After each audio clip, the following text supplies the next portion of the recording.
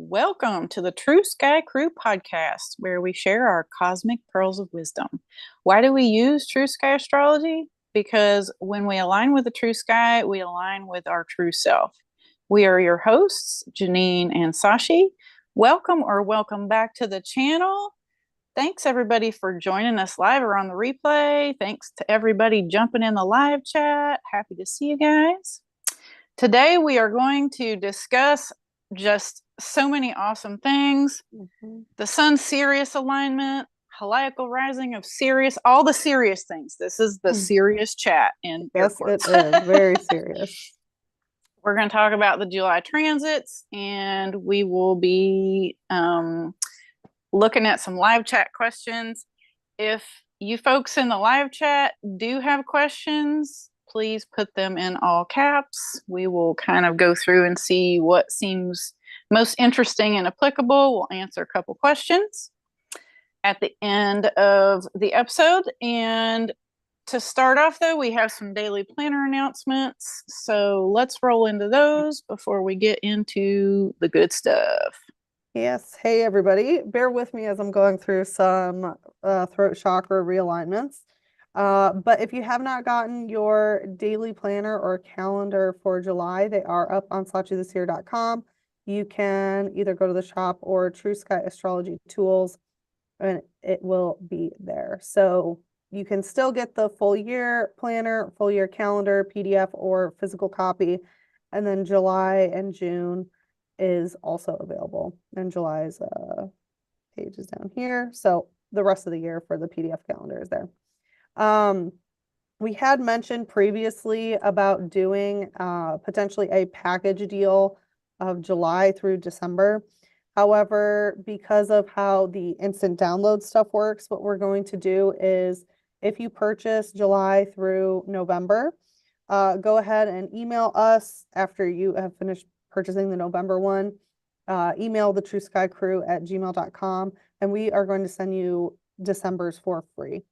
So originally we wanted to do a discounted package, but again, that would entail kind of sending everything out, person by person rather than having each month downloaded. So the easiest way is to just give you a little holiday gift at the end of the year as that sort of bonus gift. So go ahead and get your July daily planner stuff. August should be up fairly soon. Probably within the next week or so. And then the other months will come after that. Yeah, we're going to start cruising on that. We just kind of got settled back in after the Serpent Mound trip. So we're going to pick up where we left off with the daily planner and probably cruise through it pretty quick. And just want to say thanks, everybody, for supporting our work, supporting the podcast. We really appreciate you. And yes, we look forward to having 2025 completed, and it'll be way more organized now that we've done it. Yeah, we've had a year to work on this, so we kind of understand what we're working with basically and how much time it takes, and it'll just be a smoother process next year. So thanks for bearing with us this year. Yeah, the first year of that project. We appreciate you guys. And yes, definitely. And yeah, for 2025 we will also have everything. Will just be an immediate download, and it will be ready before we drop it. So but we appreciate everyone's patience as we create something that has never existed before. So we're doing it for the crew. We're learning as we go, and we have learned a lot this year. That's for sure. Yes, indeed. All right, good deal. So shall we talk about serious things? Yes, before we jump into July transits? Indeed. Let's start with a Sun Sirius alignment, the one that has the line on it from the sky out. Let's start with that because I really want to show everybody the difference between the Sun Sirius alignment and a heliacal rising of Sirius event. So let me find my notes super quick. This is the Sun Sirius alignment. This happens on the same day for everybody. Okay. This year, the Sun Sirius alignment happens on July 5th. It will toggle between like the 5th, 6th, and 7th, depending on what year it is. This year's a leap year. So I think last year it was on the 6th, maybe. So this year the Sun is making alignment with Sirius in Canis Major on July 6th. So that an alignment is when the Sun or the Moon or a planet makes a perpendicular line from the ecliptic to the star. And it can be any distance off the ecliptic. It's still considered an energetic alignment. So that happens the same day for everybody. When we start talking about the heliacal rising of Sirius, which is connected to the baloney Lionsgate ritual, it's a different celestial mechanics that we're looking at. So if you want to bring up one of the videos, I think it's the second video. The second video. Is it the multi-days? Yeah, let's do the multi-day video. Let's start with that one. Okay. No, you're right. Let's start with the single day, the heliacal rising on that day. I think that might be easier to start with. Sometimes it can be challenging in describing what a heliacal rising is because it's a multi-stage event. It's like, okay. Yeah. So the heliacal rising of Sirius for each individual is going to be dependent upon where they live versus the Sun Sirius alignment is a celestial event for the entire planet. Yes, on the same day. So yeah, the heliacal rising of Sirius is tied to your latitude. That is so specific. Not so much longitude, that's not really a factor. It's the latitude line you live on. So that's what we're looking at when we're, trying to figure out which day it happens for who, for what latitude line. So this little video is going to show you what the portal day of a heliacal rising looks like. Now, I want to point out the yellow line that's kind of at an angle that the Sun is on is the ecliptic. And then the big line that's coming diagonal across and you see east on it, that's the horizon. So the sky app, you have to turn it a certain way to get the Sun and Sirius on there. Go ahead and replay that again.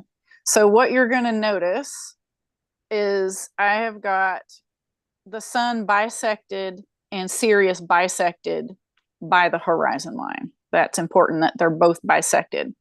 That means they're both rising in tandem on that day. So you're getting a double push of sun codes. You're getting Sirius sun codes and our sun codes coming in at sunrise, which is such a powerful gate. Sunrise and sunsets are super powerful times of day. So that's what it would look like on the day as the Sun is rising.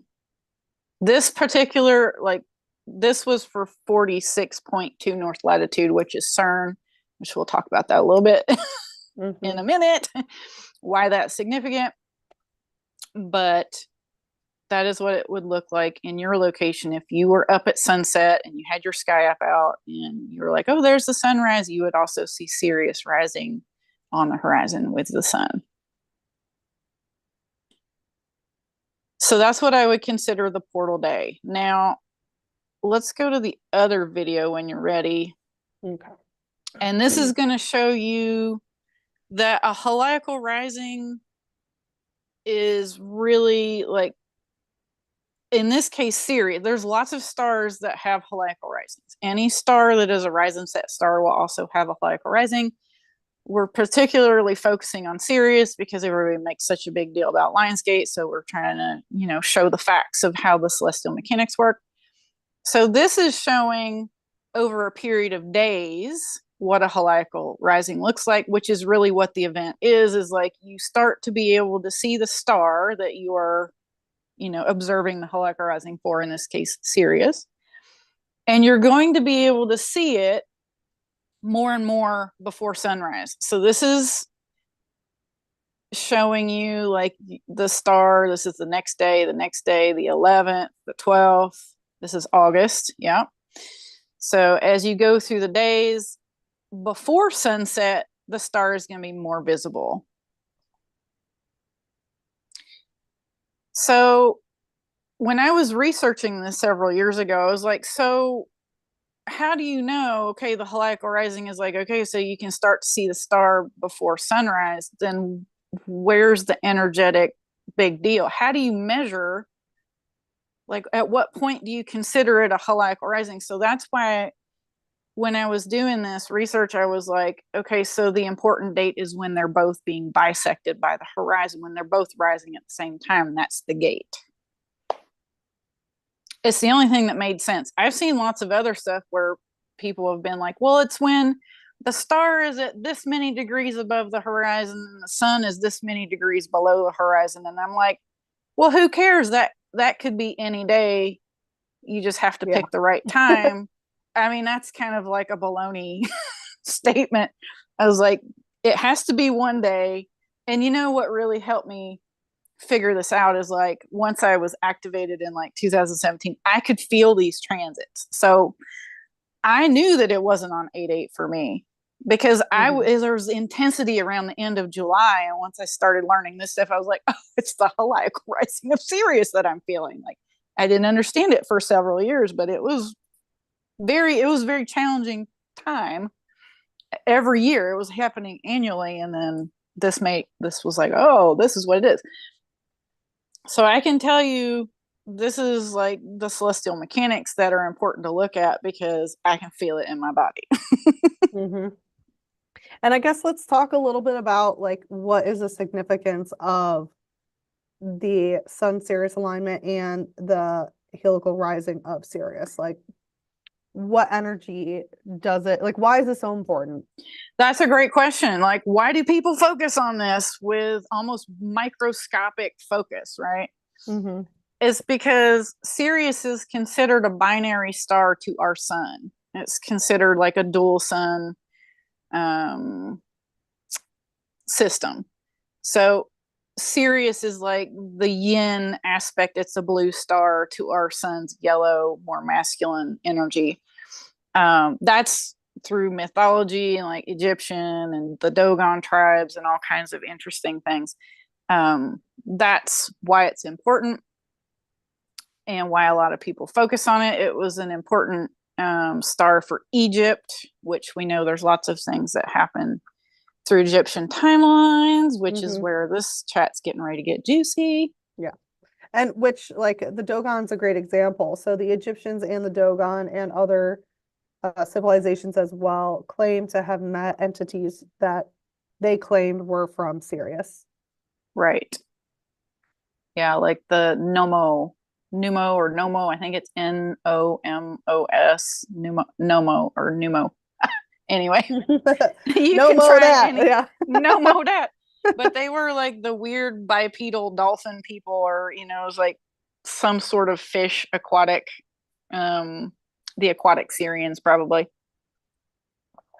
that came down and interacted with humans, with that tribe of people, according to them. Yeah, and all these ancient civilizations had extreme celestial knowledge of course, all the heavenly bodies, but a lot of them focused on Sirius. Yeah. Yes. And the pyramids are pretty significant architectural. Well, they're more like earthworks. They're earth technology that does influence the grids. Oh, I meant to look that up on the platonic solids. Maybe I'll do that in a little bit. But yeah, it ties into like the whole Lionsgate ritual that started only about probably now 14 years ago, maybe 15. It's a very recent invention. Okay. Yeah. And whoever cultivated it and started spreading it in the mainstream knew what they were anchoring, because the claim was this is when it happens for the pyramids, but the portal day for the pyramids is, what's it, 29 north latitude. I remember looking this up last year. I think it's I'm gonna have to look it up. But anyway, we'll keep talking but about it. But it's definitely not on August Day, right? And so for anyone who is confused about when we reference Lionsgate, and I'm sure we'll touch upon this in August transits as well, But Lionsgate is known as the 8-8 portal, where, of course, people claim that it is Leo season, which we will see the sun is not in Leo. But that it is a powerful sun portal because, and they claim it's the heliacal rising of Sirius that day as well. For the pyramids, and it's not. Right. It's absolutely not. So let's see. Here's the post. Oh wait, that's not the right one. Yeah, and last year I started calling it Wolf's Gate because it's more important to connect the energy to Canis Major and Sirius, or you were saying like last year, we were like, we'll call it Sirius Gate. And that's a perfect thing too. You can just call it the heliacal rising of Sirius to be more astronomically correct. And basically, what the Lion's Gate ritual does, which there is a lot of hype around Lion's Gate. You'll see half of the spiritual community saying, "Oh my God, go through Lion's Gate and yada yada," and the other half are saying, "Don't do it. It's a trap. You'll end up in the lion's den." And so there's a lot of polarization around this day. But no one except the True Sky crew, of course, and people who are True Sky astrologists really focus on like, what is it? Like, why is this a celestial event and what does it actually track? And that's why when we looked into it, we realized, okay, what they claim to be tracking is not actually what they are tracking. But it gets deeper and juicier than that. Yeah, I can't find the date. I'll have to post it in the show notes. But I know it's the definitely later than 8-8. It's way later. No, not for Egypt, because Egypt's 29 north. Oh, that's remember right. the latitude. It's earlier. It's in July. I think it's like, yeah, I think for the pyramids, I don't like to talk about it because I don't really want to encourage people to do rituals on that day unless you live at 29 degrees north latitude. So I think that's why I didn't make that readily available. But I do know that it actually happens for Egypt in July, for the pyramids, for specifically for the Giza pyramids in July. Now, where it gets interesting is when we were like, so what's the big deal about 8-8? So we get on our handy dandy sky apps and we go look up what latitude lines are having the heliacal rising on 8-8. And it's between 46 and 47 degrees north latitude. If you want to bring up that slide on 46 degrees north latitude, we'll talk about that one a little bit. But I mean, it's a whole latitude line. So there's a lot of towns and cities, and there's a lot of things on a latitude line. But the important thing to note is CERN is on 46.2 north latitude, right between those two, where that's the day that it's having the heliacal rising. Now, this year it happens on August 7th because it's a leap year. So I bet they didn't calculate that into their ritual. Right, exactly. What about leap year? So this is more like, in my opinion, that's kind of working in the collective's favor this year, which is great because it means that we're more in control of the timeline. Yeah, it's an opportunity literally to leap out of that energy siphon. So if you want to bring up the interesting slide that I found on Instagram. Yeah. So one thing I want to mention real quick is when we talk about it happening in waves. So basically the latitude here will experience it one day, and then the latitude here will be the next day, and the latitude here will be the next day. So X is an energy wave up. Right. Good point. There's so much to talk about with it, and it's more of a planetary, like, algorithmic activation. So it's like boom, boom, boom, boom, boom, boom, boom. Yeah. For a period of months, you guys. Like, it starts as early as May in the southern hemisphere while the sun's in Taurus. So they're really working that Leo angle with the tropical astrology algorithm in that whole right to rule baloney. Yeah, which is it's harvesting our sovereignty and it's a permission slip. Solar plexus code. It's a permission slip to activate, to continue to feed their timelines, basically. Yes. Their 2,000-year-old baloney timelines. And that's just putting it nicely, baloney timelines. Mm-hmm. So this, I mean, literally, I laughed so hard, and I sent this immediately to Sashi. Like, I found this probably a week ago. I came across this Temple of Atlantis post about um, the Atlantean capital, CERN. I was like, what the? Like, you can't make this stuff up. So remember when we were talking about, okay, we're going through this period, the South Node's aligning with Coma Berenice's stars. We're going to start working on Atlantean Egyptian timeline clearing things, bringing up past life connections, clearing out cords. There's your Atlantean Egyptian connection. So, ta-da! I was so amazed. I was like, well, there it is. It is pretty wild. And for anyone who's not familiar, CERN, CERN, is the giant hydrogen collider that they have, where they supposedly study like black holes. So they basically either try to ram hydrogen atoms into each other or rip hydrogen atoms apart into subatomic particles to create tiny black holes.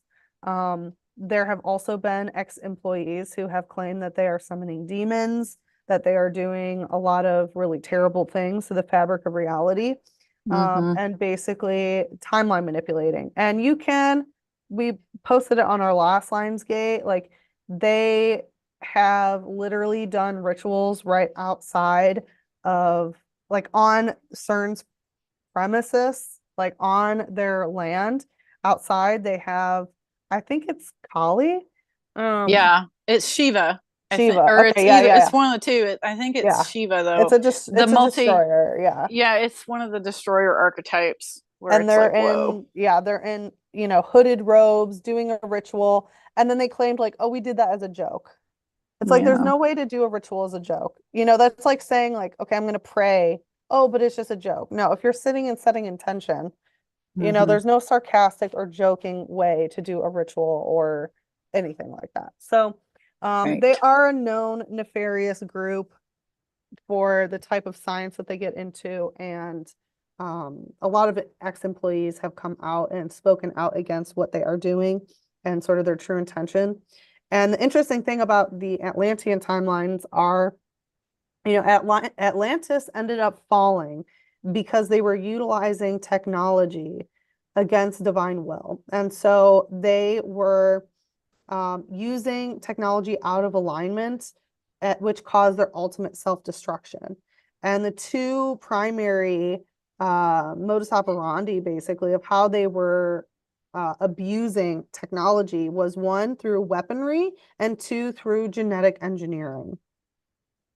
And so that is the two primary reasons why Atlantis fell, because they were messing with hybridization, taking human DNA and splicing it with a bunch of other things, trying to perfect their own DNA through external means rather than endogenously. And then their weaponry. And the thing is about weaponry, it's okay to be able to defend yourself and utilize things, but their weaponry was so great that it ended up imploding. Well, it was usurping free will too, is being used out of alignment. Like you said, like the technology that they are, it's like an echo of the technology CERN is ripping holes in the fabric of space-time doing their experiments. Which is not they'll tell you this whole they'll tell you this whole sciencey discourse about what it is, and no, it could never possibly do that, but that is what they're doing. When the sun blasts out solar flares, that's kind of what happens. Is there's pockets of time space things that happen, like when we have the big auroras. I have friends that can see what's going on as far as celestial gateways go, and she was like, oh, it looks like a giant rip in the space-time continuum, like we can portal through it, but it could also be used negatively. It's there. It's an opportunity if you want to use it. They're doing that on a smaller scale. That's what they do. Because they had the CERN collider fired up during the auroras. There's your clue that there's something major going on. And they also those were back in May. During the solstices too. Those were May. During the winter solstice. and I think the Mm-hmm. equinox too. So they do these experiments on high power days, Yeah. including I believe they've done it on 8/8 before. Oh, really? That would be interesting to look up. I didn't know that. Well, that would be significant for their location for sure. They're Yeah. like, oh, this And is the that day that planet is we lying have on the there. heliacal rising of Sirius. Let's fire up the collider. Yeah. Well, And not I'll to have to mention double that its check on logo. that, but I think that's what Yeah. came to my alarm originally researching this topic. Mm. And just, sidebar, if you look at the logo of CERN, it's 666. Yeah.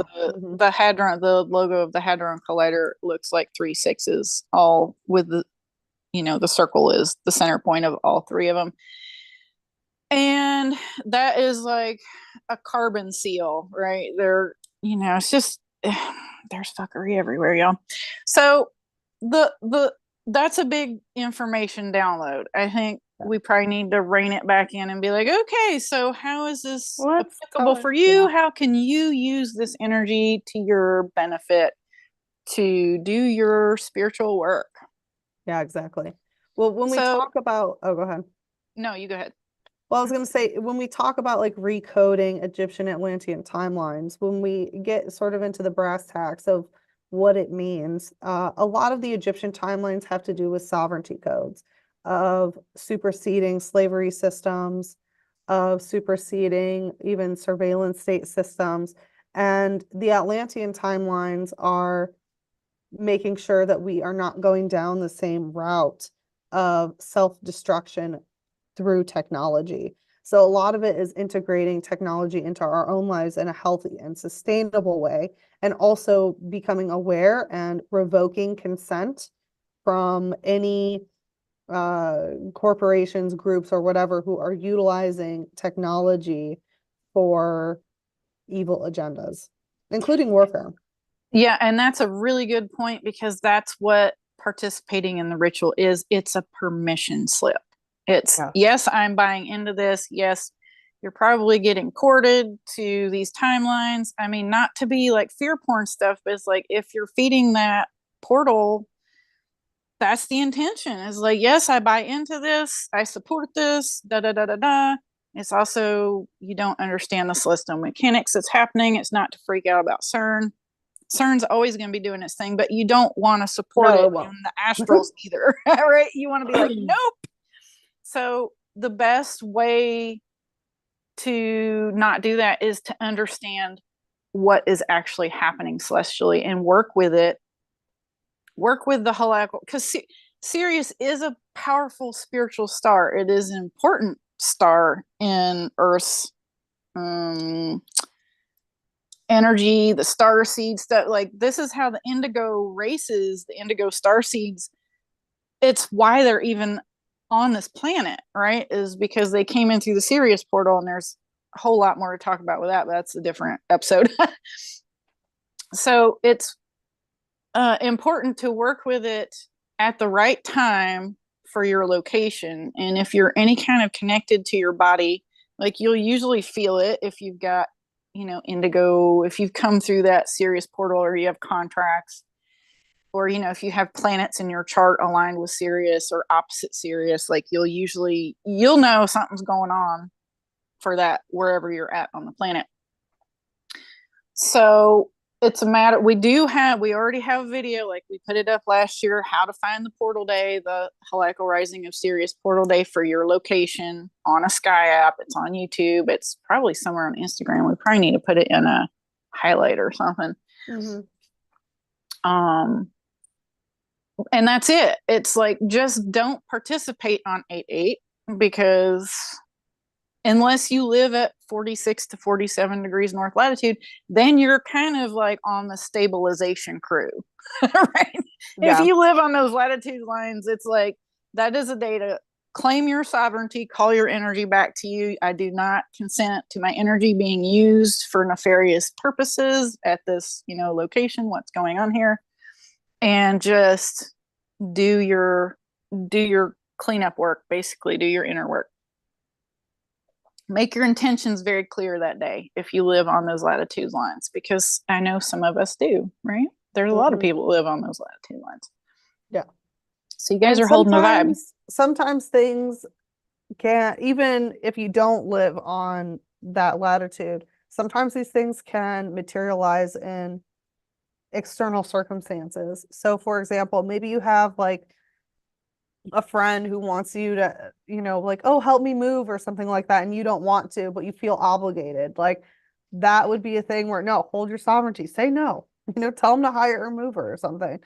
Um, these ways of reclaiming our power or even misuse of technology. Maybe, um, maybe you have like a project that you need to do, like a school project, for example, you have to write an essay. And instead, you waited to the last minute and now you're going to let AI write it or something like that. It's like, that's not really, you're not learning, you're not adding value to yourself. Like that would be a misuse of whatever it is. So these things, like the way things materialize in my life are kind of situations more like that. So it's not always super apparent how these things come about. Yeah, I would say anything that sort of challenges your, like how you were saying the Egyptian stuff is tied to slavery timelines and that sort of master slave energetic. Anything that shows up like that, where there's some kind of power that wants to usurp your sovereignty, that is your moment to recalibrate right there. Like you were saying, you have a friend that wants you to help you move, and you're like, I really have other things to do. Then just be like, boundary, no. Right? Exactly. Yeah. So that's how we recalibrate when the stuff shows up in a 3D way. Is like you just navigate the situation as gracefully as possible. You say, no, thank you, I'm not interested, whatever it is. It can show up, that's a pretty easy way to calibrate it. It can show up harder than that, where you like maybe it's your boss and it's like a project you don't want to work on, or you have moral qualms about it. Like, there can be more challenging things to calibrate through. So, or it can show up in more challenging ways. So just navigate it with consciousness if it's showing up in 3D for you. The fastest way to re-navigate it is like, hey, Akashic Records, do I have a contract that's tied to Egyptian timelines? Because this stuff is going to come up through South Node things, like past life things. But it's also, and that's because the reason I'm referencing South Node is because South Node is doing a lot of this activating of clearing old, stuck Egyptian Atlantean timeline codes tied to slavery timelines. And it will be coming up. Are you corded to it from a past life? Go get an Akashic Records reading and clean house. Yeah. And just clear that out of your blueprint. Or if there's something that needs to be addressed, seen and addressed, address it and close the book on it, because that will take the power away from this. It won't matter what kind of rituals they do. It's like it'll just evaporate out of existence. And that's really what we want to do, is we just want to pull the chair out from under it and let it fall down. Yep. If Atlantean technology is going to come back, it needs to come back in alignment, right? Like all the cool crystal tech, all the clairvoyance, all the, being able to interact with things in an organic way. Yep. Exactly. In a sovereign, in a sovereign way, in alignment with sovereignty. So no power differentials here, please. Exactly. So what else do we have to talk about? Let's I guess let's talk about this real quick before we move on to Oh July. yeah, this is the fun one. We brought this up last year, but we'll touch on it really quickly. So because it's a little different than last year because it's leap year. The fifth parallel north is such a juicy place. Like if you want to go, if you're a Syrian, if you're an indigo and you're like a grid worker and you want to go work with the Sirius celestial mechanics on this planet, go to the fifth parallel north. For the 5th of July, which is the same day as the Sun Sirius alignment, because that is also the day that they have the heliacal rising of Sirius. So they have both on the same day. I was like, there's going to have to be a meetup there one year. Just going to like blow the grids out, which will be awesome. Oh, yeah. So that's a super fun location. Yeah, so go to some of those like Indonesian islands, go to Africa, go to the north part of South America. Or if you live there, just know that you are seriously holding the line, like literally the latitude Hmm. line. And there's so much coding that can come in for the planet when those two are doing the same thing, like doing both on the same day. So that's a super powerful portal. I'd say it would totally offset any shenanigans they're running at 46 because they're just trying to tap into the last remnants of Leo energy. I mean, August 7th, 8th is kind of when the sun starts making Leo alignments. So they're just kind of working, they're trying to pull on that Leo energy as long as they can Exactly. to exert their claims, Hmm. And planetary claims. Yeah. yeah, and an example would be, these big corporations or, certain groups or people or families that have basically been pulling the strings, and the masses have been building their quote unquote pyramids for them for years, right? So think about any corporation and having all of the, quote unquote slaves or, um, yeah, most people wage slaves, I would say that's a pretty accurate term, of people who just, are paying for the necessities to get by, and they're trapped working, overwork, underpaid sort of thing. So these are the pyramids, these are the Egyptian codes that are being recoded. And we already see on a huge, huge mass scale, so many people are just, they're being their own boss, right? There's no one above them except the divine. And entrepreneurial spirit is at an all-time high. So many people have their own businesses and not having to work for other people. And that's how you get out of those Egyptian timelines, Mm-hmm. by Then we'll literally have no to longer. reconcile the tax system, but that's next. Just getting Well, free of. actually, I mean, if you're in that position, then the tax system works for you, not against you. Yeah, I think it needs to be.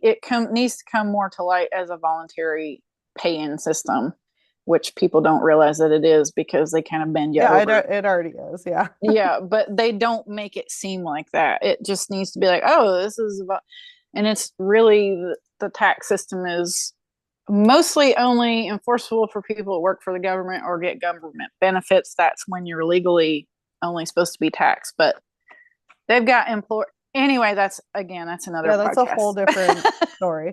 But yeah, But this the is the way to take back your sovereignty is, really embodying understanding like you don't have to work for anyone else. You don't have to build anyone else's dreams. You don't have to build anyone else's pyramids. And that's that's truly right. standing in your sovereignty of creating your own reality and building what you want. Yeah, yeah, and not tying it to the Egypt thing. I mean, I feel like their ritual sites will keep going north and north and north, like trying to draw on that Leo energy when the sun starts making Leo alignments. Uh, and that would be very slowly, like based on precession, that would crawl further and further north until they just don't have any more Leo energy going on At because all, yeah. it'll precess out and we'll move back into the golden age of things. Not that Leo energy is bad, but manipulated Leo energy, that's where it comes in with that. I It have the controls the right to solar rule over plexus. you. Yeah. Yeah, it controls the solar plexus. It controls willpower, Mm-hmm. and self-determination. Yeah. And Sirius is really connected to the Divine Mother archetype, like the clairvoyant, the upper clairs are on, the Divine Feminine that is that priestess. So it's, you know, a lot of the planet has, well, below the equator, a lot of it is while the sun is making Taurus alignments, also through Gemini, um, and then into Cancer up to about 46 degrees north latitude. So there's a lot of the feminine energy that gets activated through the heliacal rising of Sirius now. And that's just sort of reinstating the mother, the divine feminine, the intellectual divine feminine connected to everything energy. So they can't defer it forever, but that's basically with these rituals what they do is like, oh, if we can get their consent, we can just continue on this timeline. And all you have to do is see the game and say, nope, not playing that game. That game makes no sense. because it doesn't energetically. They're really, it's like a energetic pretzel with the celestial mechanics. They're really working it, and it just won't work forever. So that's the good news. How to work it better, yeah. Because if you just study what's really happening, you'll see that that's not really the thing. So interesting stuff. Yep. And I did look up, I don't think I have a slide for this, but I did look up out of curiosity, because the next sunrise is on the 29th. What latitude line is having the heliacal rising of Sirius on the 29th of June? And it's 3 degrees south latitude. So it hasn't yet crossed the equator line into the northern latitudes. The southern hemisphere still is currently having activation still. But it's just about at the equator. It's getting ready to go into the northern latitudes. So I thought that was fun. And you can see, like, on the map over in Africa, like in that area of Egypt, that's well below where CERN is. CERN's up in Europe. So, I mean, it's the difference of 29 degrees latitude and 46 degrees latitude for the 8/8 date. And it's like, I don't know where you're getting that from. Well, we do. We know they're usurping. Yeah, it's just an energy type or an energy siphon. Yeah, it's also a distraction. Honestly, like, it's this dog and pony show where I feel like they're like, oh, it's on 8/8, and then they'll feed the Egyptian Atlantean CERN timeline, and also they will have missed their window. Most of the world will have missed their window because they're going to be so focused on 8/8. Yeah. It's like, for me at my latitude, it's like around the 30th of July. So if I was, hanging out to do it on 8/8, I would have missed the window. So figure out when it happens for you. Actually, I was thinking about offering a service to help people find this if they don't want to go to the YouTube and figure out how to use a sky app. You can DM me at Inner Sky Alchemy, and I will look up that for a small donation or a donation of your choosing. And I think it's really important to look at your personal heliacal rising star at your birth time, so you can work with that star on its heliacal rising date annually. And I will also look that up for you because that's powerful for your ascension. And then just forget about 8/8, seriously, unless you live on 46 to 47 degrees north latitude. Mm-hmm. And it's also interesting because this year it's going to be an 8/8 because it's 2020. So this one's very, very interesting. And it's nice that because it's a leap year, it doesn't align with CERN's latitude. Yeah. So it's a day early. It's definitely good. It's definitely good. Yeah. Are you ready to jump into July? I think so. Are there any more slides, or was that it? That was the last one. Okay, then. Let's take a look at July's transits. And if you guys have questions on the heliacal rising of Sirius versus the Sun Sirius alignment, feel free to drop those in the live chat or, DM us on Instagram. If you're going to post a question in the live chat, please put it in all caps so we can find it easily, and we will get to it towards the end of the episode. All right, let's look at July. We're going to try and go through this as expediently as possible, you guys, because it's gonna be a long episode. So we're going to try and get down to brass tacks on this. Okay, so let's talk about the sun. You got it? Yep, I was in 2026 somehow.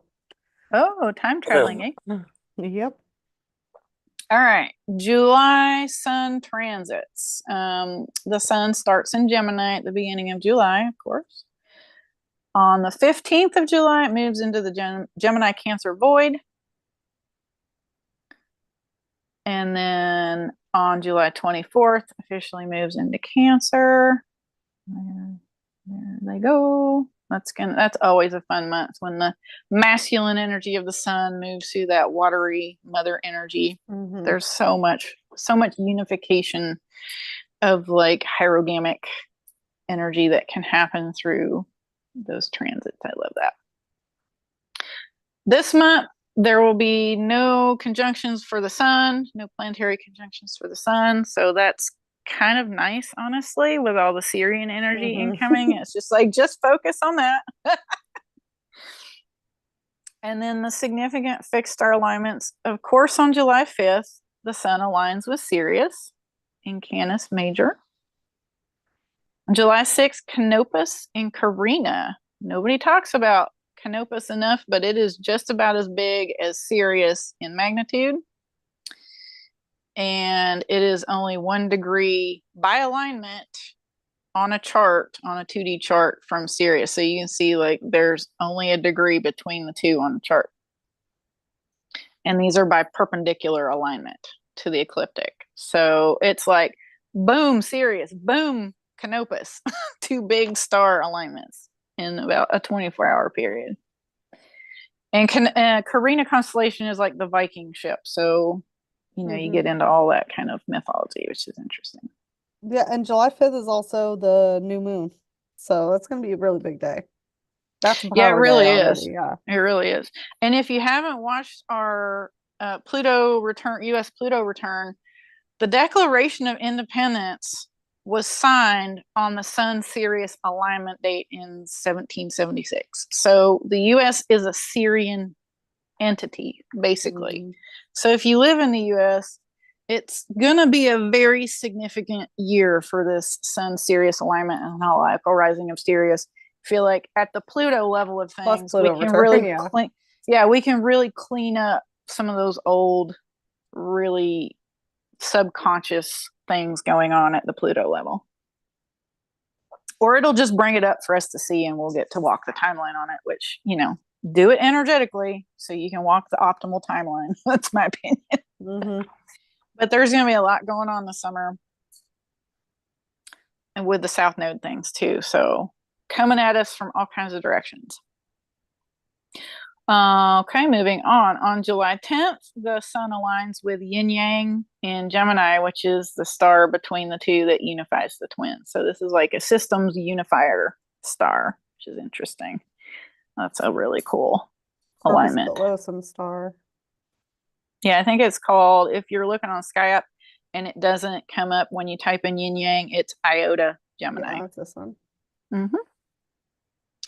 On July 12th, the sun aligns with one of the head stars in Gemini, Castor. So that's the right twin. On the 15th, the sun aligns with Pollux, the other head star in Gemini. That's the left twin. On July 18th, the sun aligns with Procyon in Canis Minor, which is the little dog.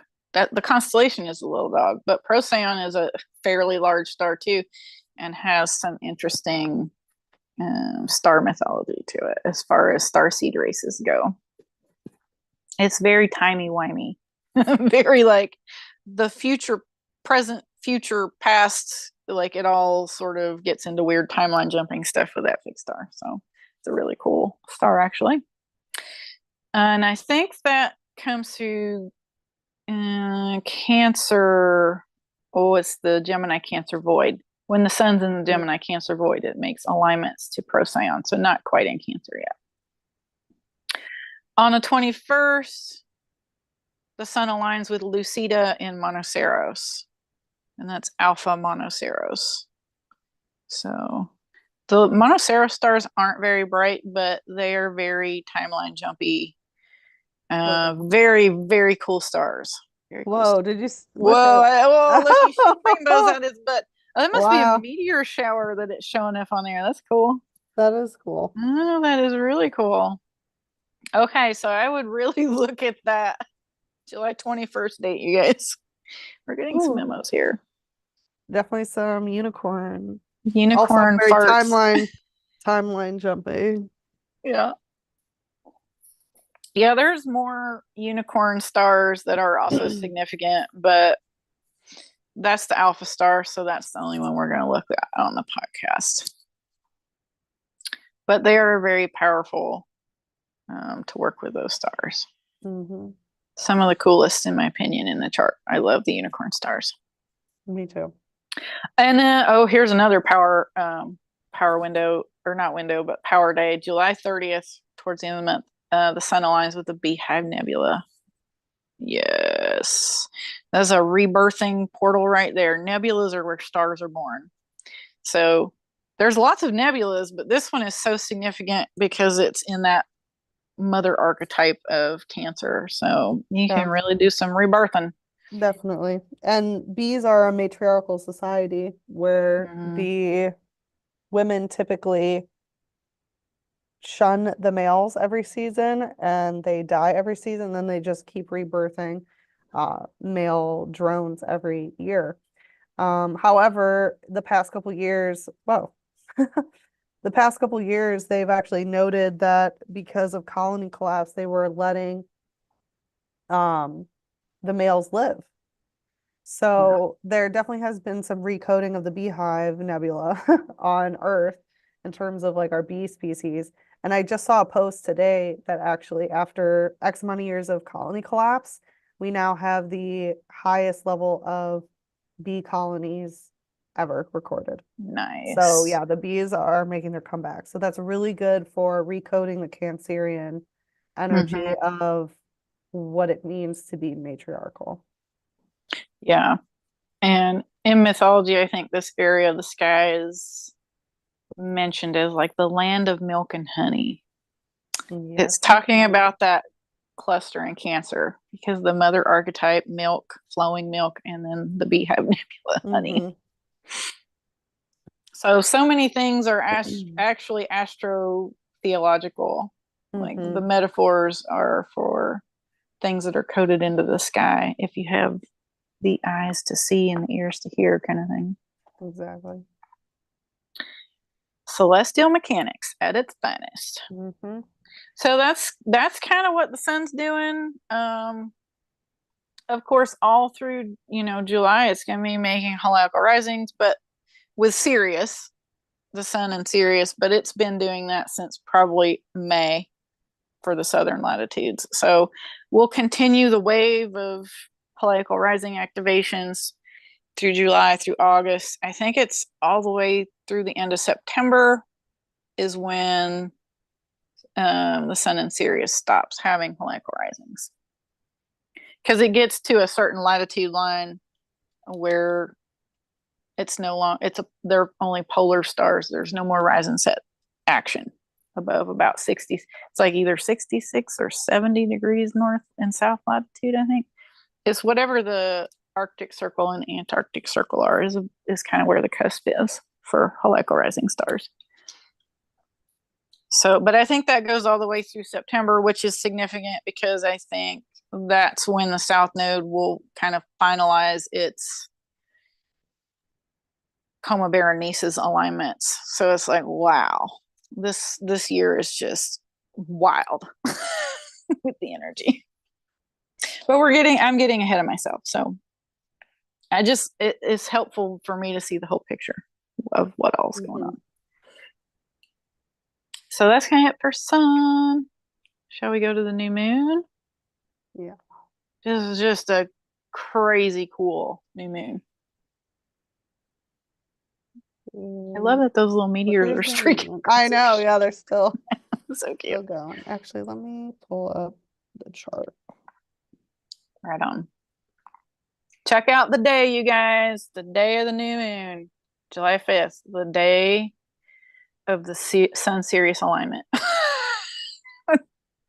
Tell me, we're working on serious Stargate things. And just as a sidebar, the Stargate is Sirius and Vega in Lyra constellation on the opposite side of the chart. So there will probably be a lot of action going on the Vega Lyra side as well, calibrating Stargates.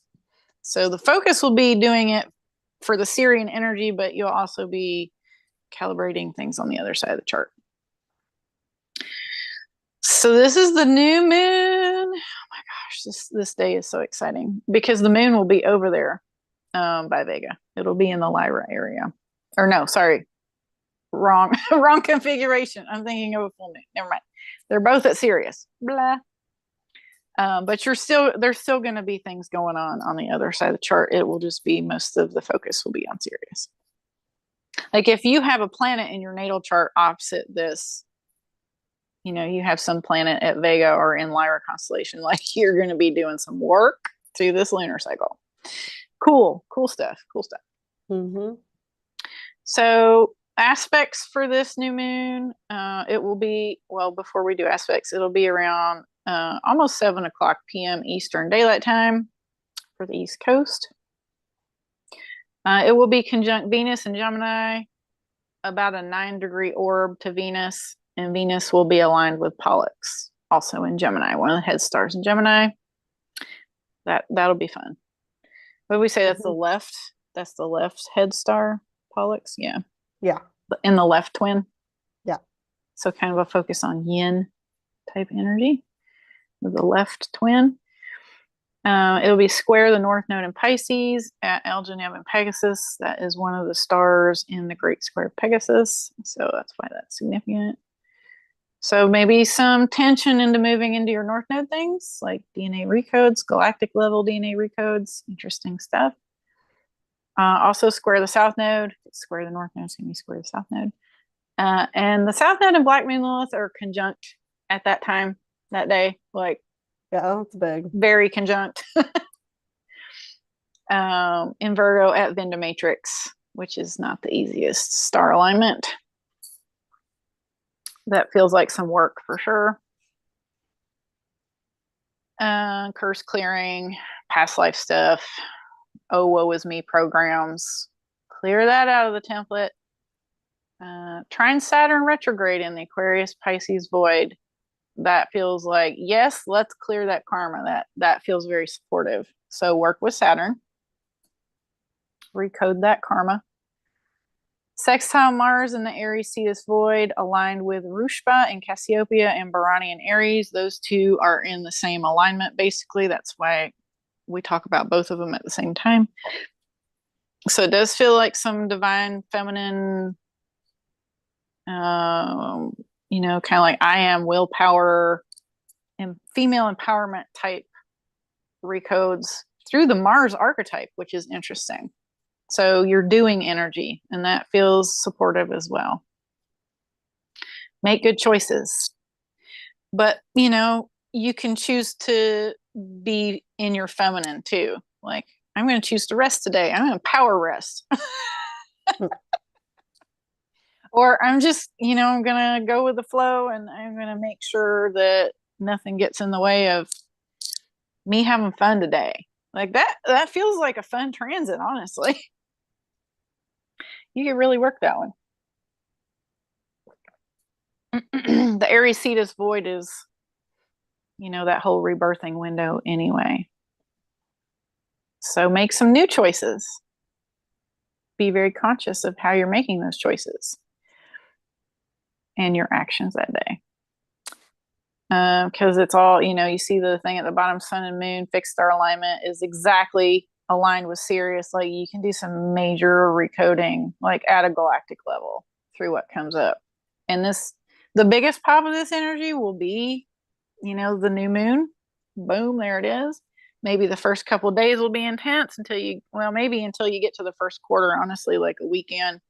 And then the rest of the month is usually kind of like integrating through the different moon phases. Different things will arise.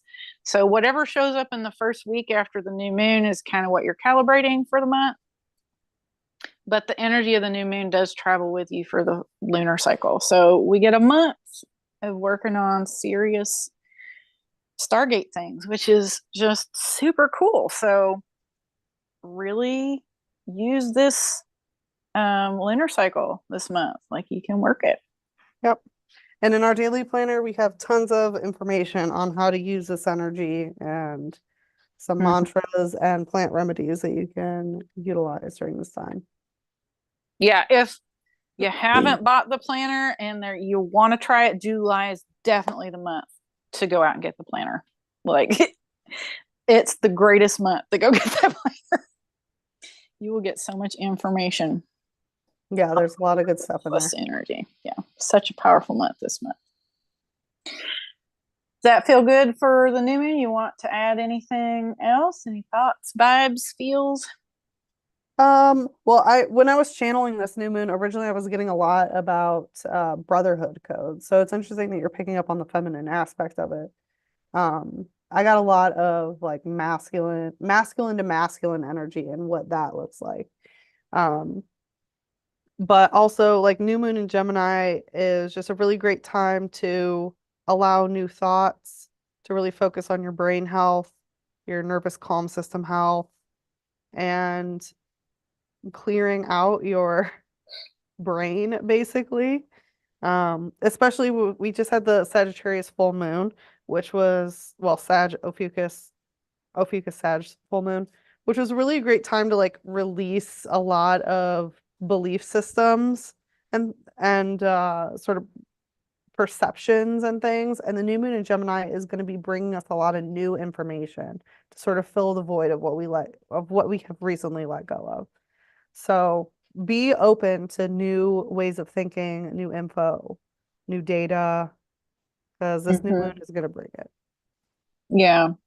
Yeah, I remember you now saying the brotherhood codes. it. I think that sextile Mars is going to definitely come through that. Like it could be instead of you could I would use the word like camaraderie. Like brotherhood Yeah. could be just like camaraderie. Yeah, I Um like the brotherhood of man, which is, yeah, like mhm. everybody. Yeah. So I think that would be a fascinating for it to come through the Mars archetype like that. But I could see that with this too. Um, Definitely some work with the angelic templates to maybe recode those archetypes too. Hmm. Yeah, very cool. Some big galactic template opportunities this month for sure. I could see it expanding out into like, um, how people talk about disclosure, you know, not like that, but I think, or, they're like first contact. I think it could be like that, first contact's not going to be like, oh, the aliens landed. It's going to be through the Oh, astrals. Like it yeah. could be I mean, first contact connection. happened so long ago. Yeah, but what I'm saying, like, Like on an individual basis? collective. No, collective. Oh, I feel like, I don't know. Maybe I'm just where I am, but I feel like most people already know about aliens. But I'm I feel like talking when about I, like if you're part of a council, like you might have through the astrals, you might be like, oh, I was at a council last night. Like you might start having conscious recall, like that kind of camaraderie, like, oh, like oh, I personal reunited with my interactions. star fam. Yeah. And it could happen more like a whole collective of people start connecting to their Mhm. star fam to being able to traverse in and out of grids more. Like I can see that as a bigger macrocosmic sort of thing through that too. If you're making the galactic template adjustments, I could see that brotherhood type energy come through like that. Like, oh, welcome back. Like we've been waiting for you. That kind of thing. And you just start having conscious recall or conscious interactions through meditation more, that kind of thing. So that'd be cool. All right. Ready to move on to the full moon, full buck moon in the Sag Cap void. Guess who it's conjunct? Pluto. The U.S. is going to be doing a lot of legwork with the U.S. That's Pluto right. return. Uh-huh. Here we are. Full moon coming up fully to be seen. Yeah. So Pluto moves so slow, he's still aligned with Altair within an acceptable 2-degree orb for me. More aligned at this point because he's retrograding to Alberio, though in Cygnus, which is Cygnus energy is kind of like time matrix guardians, like really big scale stuff, protectors and things like that. Yeah, look how close. Like so conjunct. Yeah, that is whew. Which if you did not see our episode on US Pluto return, which I think was episode 21, no. I don't know. It's our first special topic episode called I think US it's Pluto Return. 14. 14? I think it Okay. was 14. 14. Definitely check it out. It is full of so much good information, and especially as this timeline plays out with like the election and all that, everything's really divinely aligning Yeah, with what's happening with the US Pluto return. for sure.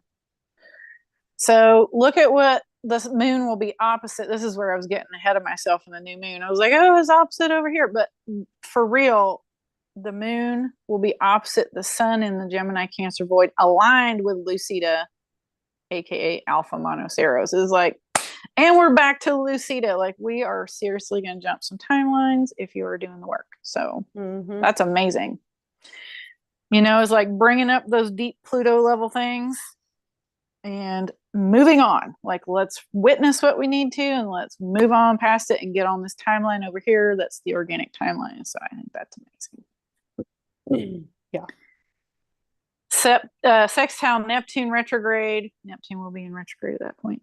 And Pisces aligned with holy shit. Holy shit. One of our favorite Pegasus That stars, just because really it's fun. Yeah. But it is one of the stars in the Great Square Pegasus, so those are significant. So Neptune's been there for a while, working on consciousness, recodes, connections to higher self at galactic template level things. So that's kind of like, that is kind of very Plutonian, because those starseed versions of you or those other stations of identity for most people are very subconscious. So this full moon is there's going to be an opportunity for that stuff to come up for recodes. So that's awesome, because Neptune will be in retrograde. Let's rework it, right? Square Chiron and Pisces at Saturn. It's Andromeda star, so that feels a little tense, but doing some spiritual bridging. We have some. Oh, my favorite saying with squares is "squares build stairs." Apparently, they build bridges too. So that's kind of what we're doing, like in the spiritual waters, making those bridges to those spiritual consciousness aspects of yourself. Okay, Trine Uranus in Taurus, aligned with Algol. That's a serious transit, you guys. That is a serious opportunity to flip that Algol energy on its head. Like, I love Uranus when he does this stuff. Literally flip the head. Yeah, literally. There's a Medusa joke for you. You know, I feel like the Medusa archetype is like these female. It's like a lineage of female Kundalini masters that were just, basically demonized. There's a lot more to it with the actual star system that Algol is a part of. Like, it's very interesting mythology and how the mythology talks about the star stuff that's going on. But it's really an opportunity to activate that Kundalini master within yourself. So Uranus it's a wild archetype, so it could show up in some really weird, erratic ways. People could have like spontaneous Kundalini awakenings. Not sometimes those aren't pleasant. So, have somebody on speed dial that understands this stuff if that happens. But if you go into it consciously, it usually, just bringing consciousness into the game, it usually won't be as dramatic or traumatic, however you want to think about it. But it's a huge opportunity to recode that archetype. Uranus is like, let's turn this frown upside down, right?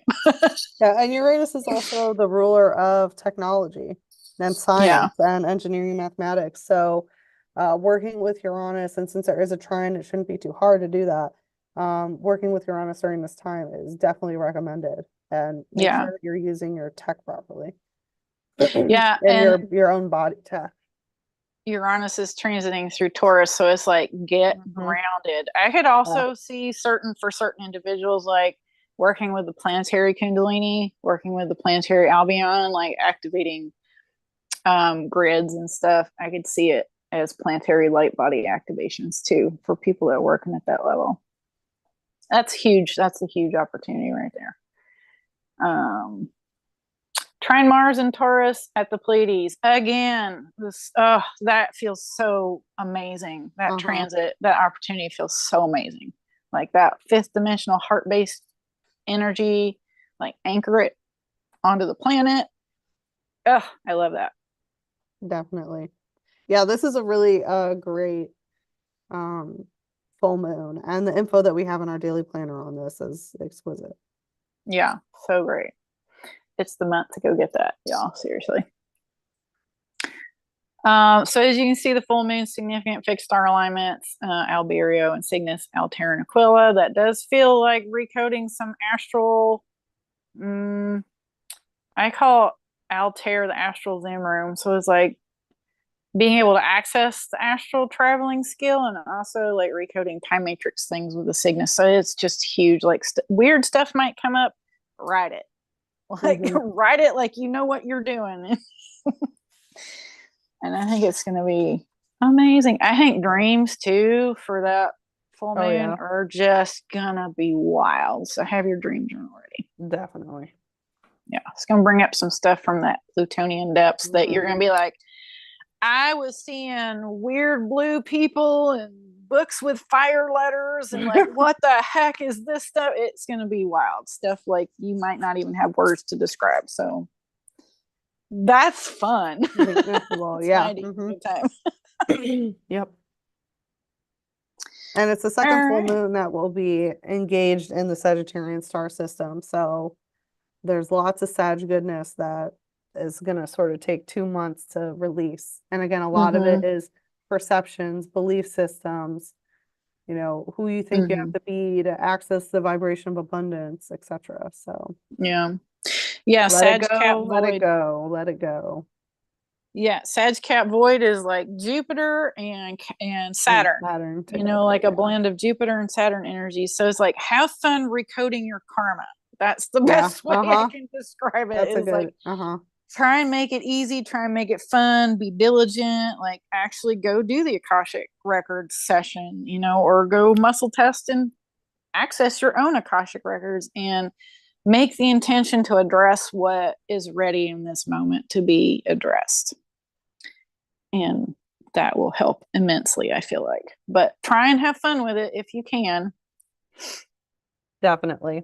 Yeah, there's a lot of recoding about like what work is as well. Like what work is and what you're working for. Yeah. And how that also relates to your perceptions and belief systems. Yeah. Is it work or is it fun? Like, do you enjoy what you do? So that, you know, like we were talking earlier about the self-employment.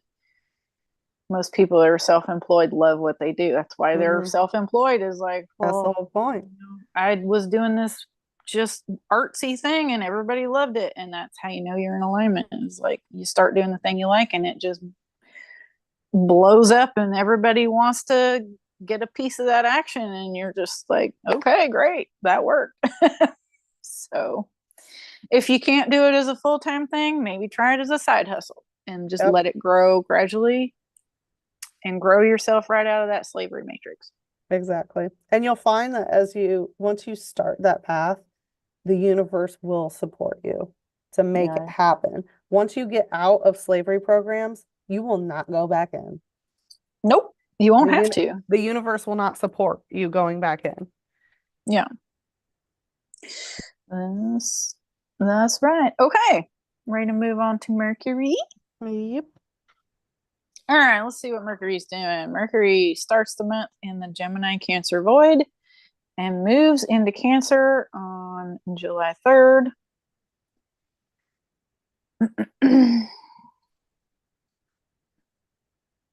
Oh, okay. You're already there. Yep. Sorry. How's it going? Mercury moves into the Cancer Leo void on July 11th. He is cruising and officially moves into Leo on July 14th. Where he stays. Leo's a fairly large constellation, so he does stay in Leo. He almost goes retrograde, but that's for next month. Yeah, that's August. Which will be an interesting topic for next month because he's technically retrograding through that sextile Hydra Leo Yeah, sextants. The sextants, yeah. Sextants, Hydra, Leo, void space, not actually moving through Leo constellation stars. So that'll be fun. When I posted something in stories the other day, like I got the memo, the synchro memos, like over recoding 12D level sextant matrix things. And it's like, that's how far ahead of the game I'm working. It's like, oh, that was a Mercury retrograde memo. Gotcha. So, yeah, it's funny like working in months ahead with the planner because I'm already getting all these, like infos and downloads and stuff months ahead. And it's like I'm kind of already there. Your dream references. Yeah. Yeah. What you're calibrating astrologically. Yeah. Yeah. So that's going to be for August. We'll talk about that more in August. Mercury amazingly has no conjunctions this month. He is just sailing out ahead of everybody. Yeah. And I'm like, I'll take it. That's good. I'll take it. So he does cruise through a bunch of fixed star alignments, and I'll go through these pretty fast because they're similar to what the sun was doing to a degree. July 2nd, Lucida, Mercury aligns with Lucida in Monoceros. So there's our Alpha Monoceros alignment. Interesting. Does it call it, it calls it Amote? Interesting. Well, there you go. Or you could also just look up Alpha Monoceros and see what it shows up as on your sky app at home. So mine calls it Lucida, which is interesting. On the 5th, which is the same day as the Sun Sirius alignment, Mercury aligns with Zeta Monoceros. So it's like one of the tail stars. Yeah, I was like, oh yeah, we're going to jump some timelines. Yeah, that's awesome. Thank you, Mercury. There it is, right in the tail feathers. And with Mercury in Cancer too. I know. That's why I thought it was funny that all those that meteor shower was like on the screen at the beginning. I was like, oh, the unicorn rainbow farts. Yeah. It's like, it's a memo for Mercury at Zeta Monoceros. I think it's funny. July 7th, Mercury aligns with the Beehive Nebula in Cancer. Actually, conjunct it, not aligned with it, like up in it. Yeah, up in it. It's going to cruise right through that. That's amazing. Okay, make a note of that day because that's going to be powerful, just straight through it. 7th. Yeah.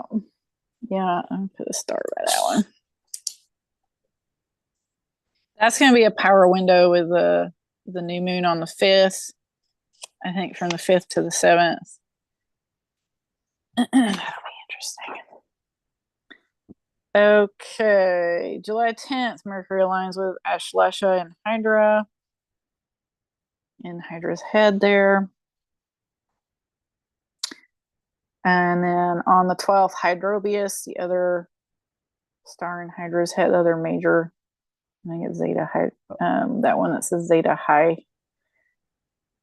Yeah. This one? Yeah, that's Hydrobius.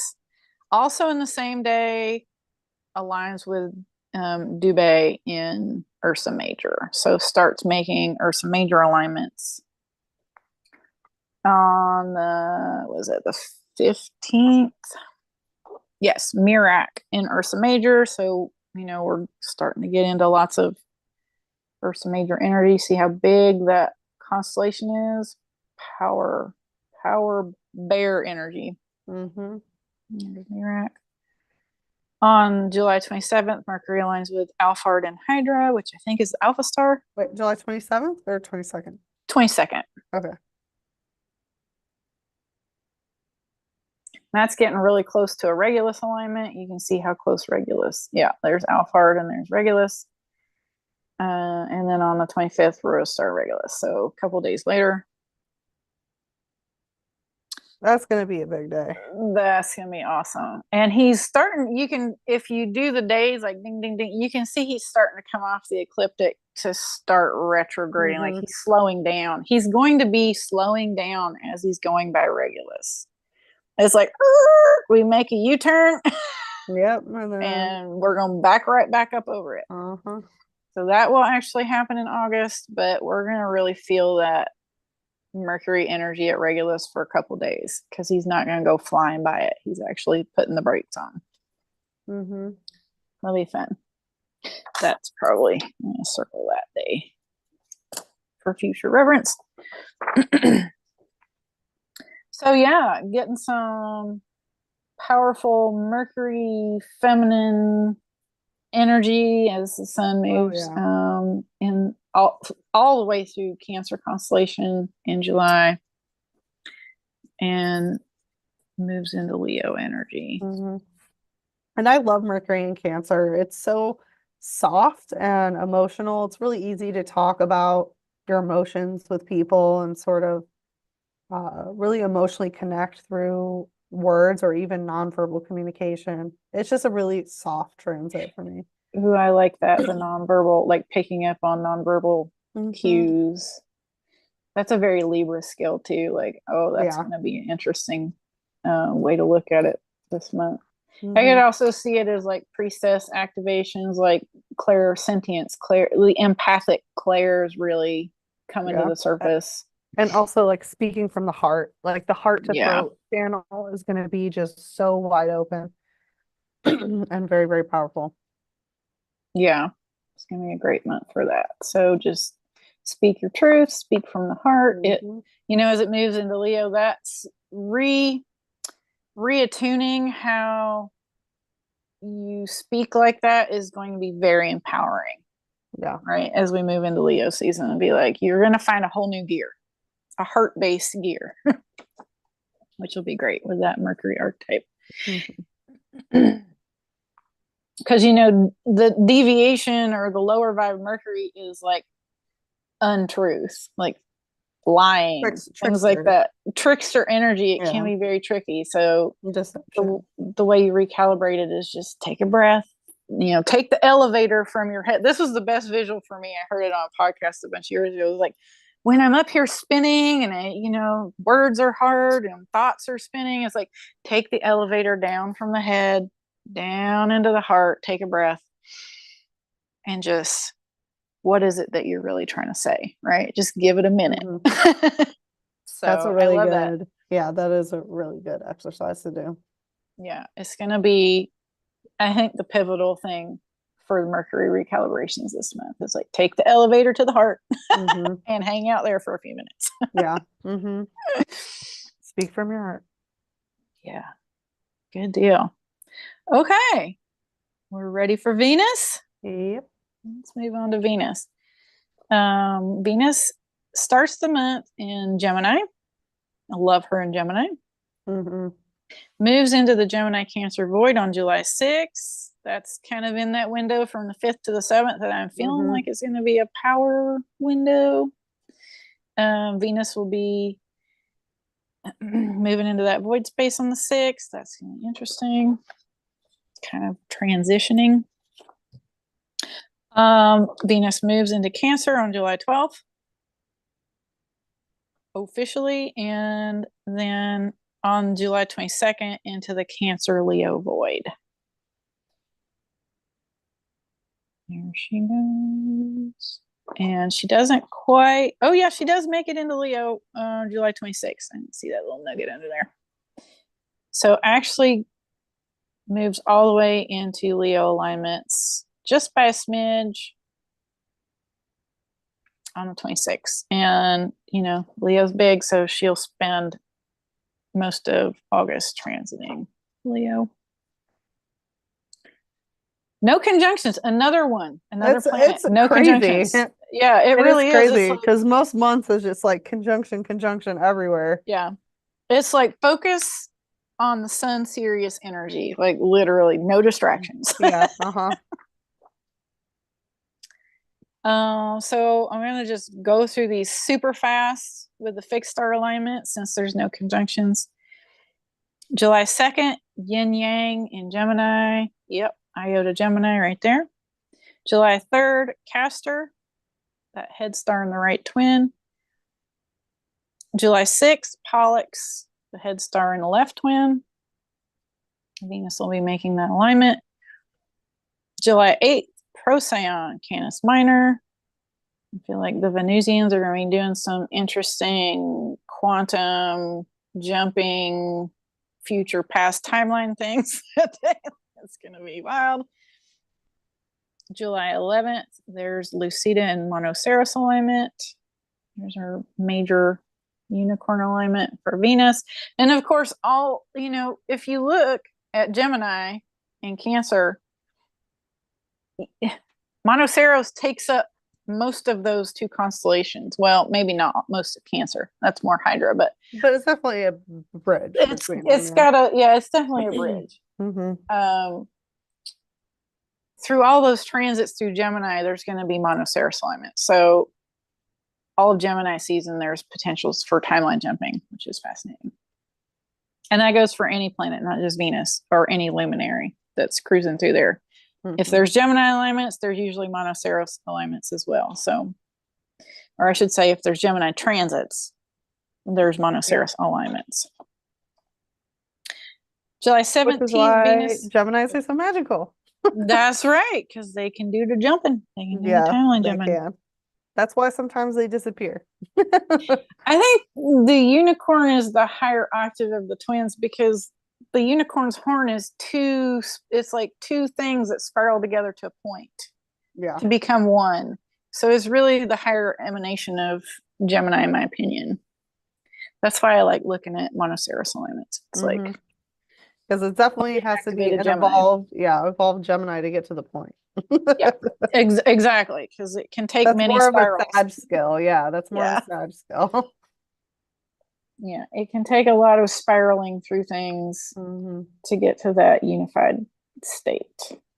So it's really it's a commentary on hierogamic union with Monoceros. And if you're in hierogamic union with your own energy, you can timeline jump like a boss. So oh yeah.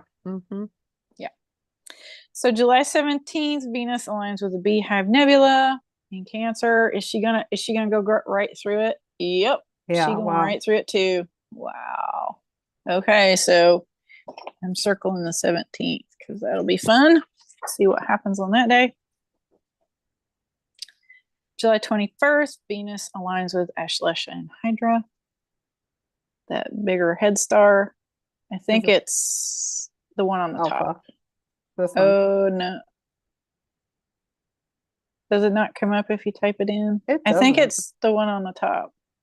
I don't know the this one. Greek. I think it's that one. Yeah. Epsilon. Yeah, it's Epsilon. Yeah. Okay. And then on the 23rd, Hydrobius and Hydra, which is the Zeta Hydra. Yeah, aligns with that. And also Dubhe and Ursa Major. And then on the 27th, Mirak and Ursa Major. So Venus will start making Ursa Major alignments towards the end of the month. So Venus ruled people will start getting their mama bear energy on towards the end of July. That's powerful. I feel like the energy that comes through Ursa Major is like powerful protector energy, shielding energy, like planetary shields. Yeah. So that'll be fascinating to see how that comes through the Venus archetype. Very gracefully, I can imagine, but kind of like warrior mentality, like Gandalf, but female. Yeah. You shall not pass. Yeah, bears do not mess around. I've met some bear spirits in my life, and yeah, they are very fiercely protective, but also can be kind of gentle giants in a way too. Yeah, I get that from that archetype too. Like when bear spirit has showed up, it was like celestial bear, and it was like overseeing the proceedings. Like, you're safe. I got you. Like. Yeah, it's kind of like I'm trying to think of an example of it, but sometimes you see memes that's like, oh, I'm soft and this, but like kind of don't test me, and it will be like, I don't know, like a cute little duck that's like holding a knife or something.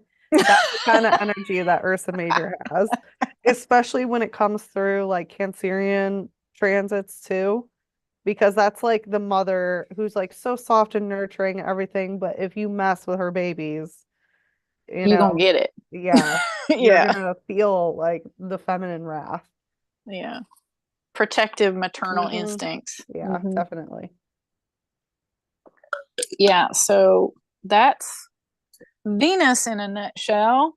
Just kind of straight up what's going on with the fixed star alignments that she's cruising through that month. Let's look at Mars. Are you ready for Mars? Yes, you are. Yep. Mars is in the Aries Cetus void at the beginning of July and moves into Taurus on July 8th. So Mars is joining the Taurus party. It is Jupiter and Uranus. And actually, well, yeah, Mars will be in Taurus for the rest of the month. And he does have a conjunction with Uranus on the 15th. So Mars and Uranus have a meetup, and I feel like that would be interesting. Power day. We're gonna circle that one. Feels like there's some divine masculine. Yeah, that's gonna be really interesting. Yeah. Yeah. You could anchor some really peaceful, harmonious Mars energy.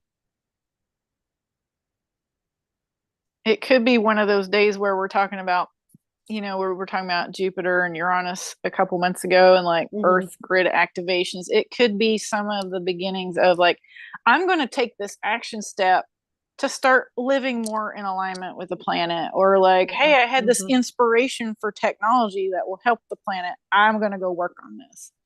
Feels like those kinds of things are ripe for being accessed or received. Definitely. Hey, I'm going to start a community garden, or, whatever it is that floats your boat. I'm going to join a community garden. It could be as easy as that. Could be, I'm going to go learn how to live off grid. It could be really cool. I think anything with Uranus has the potential to be really cool if you get out of your own way. Yeah.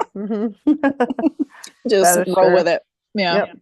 And with Mars conjunct Uranus, it should be pretty easy to get out of your head and just to do it. Like to really take those action steps. Definitely, if nothing else, go for a walk that day in nature, go for a hike, go do something outdoors, and let the inspiration just come as a moment of like, I am so pieced out, I am blissed out here doing this. Those are those gamma brainwave states when you're just in a place of joy and enjoying yourself. The inspiration just comes in like lightning. Yep. Exactly. So go out in nature, go, even if it's like, go hang a hammock in your yard and just go hang out under a tree and take some time to be in the natural world that day for sure. Activate your light body. I mean, that's technology. Go do that. So that'll be a fun conjunction for Mars in July. Let's see. Significant fixed star alignments. July 4th. Rushban, Cassiopeia, and Barani and Aries. I feel like those are some. Barani's not the easiest star to work with, so it does feel like recoding feminine template type things. It's a really interesting combo of like, it's interesting. Like, there's Martian energy because it's Aries, but it's, Cassiopeia is like the celestial mother archetype, the celestial queen. So there's some sovereignty, like divine feminine sovereignty codes, and doing some kind of action step to do recodes with that. How can my divine feminine feel more empowered or be more empowered? That's a really interesting alignment with Mars. Yeah. Doing that. I feel like a lot of it is like masculine honoring the feminine. The feminine, yeah. More. Totally. Yeah. If you have especially a partner, like the womb space. Yeah, do like womb healing ceremonies with a partner if you have a partner. That kind of, it feels like that, honoring that divine feminine and feeling supported in doing so. Yeah, because there is so much about the yoni. It's funny to say the yoni of the ram, because ram is a male sheep, but it's with Mars there, it's literally that's the memo. Yeah. So it does feel like that might be expressed in a positive way through partner work in some way.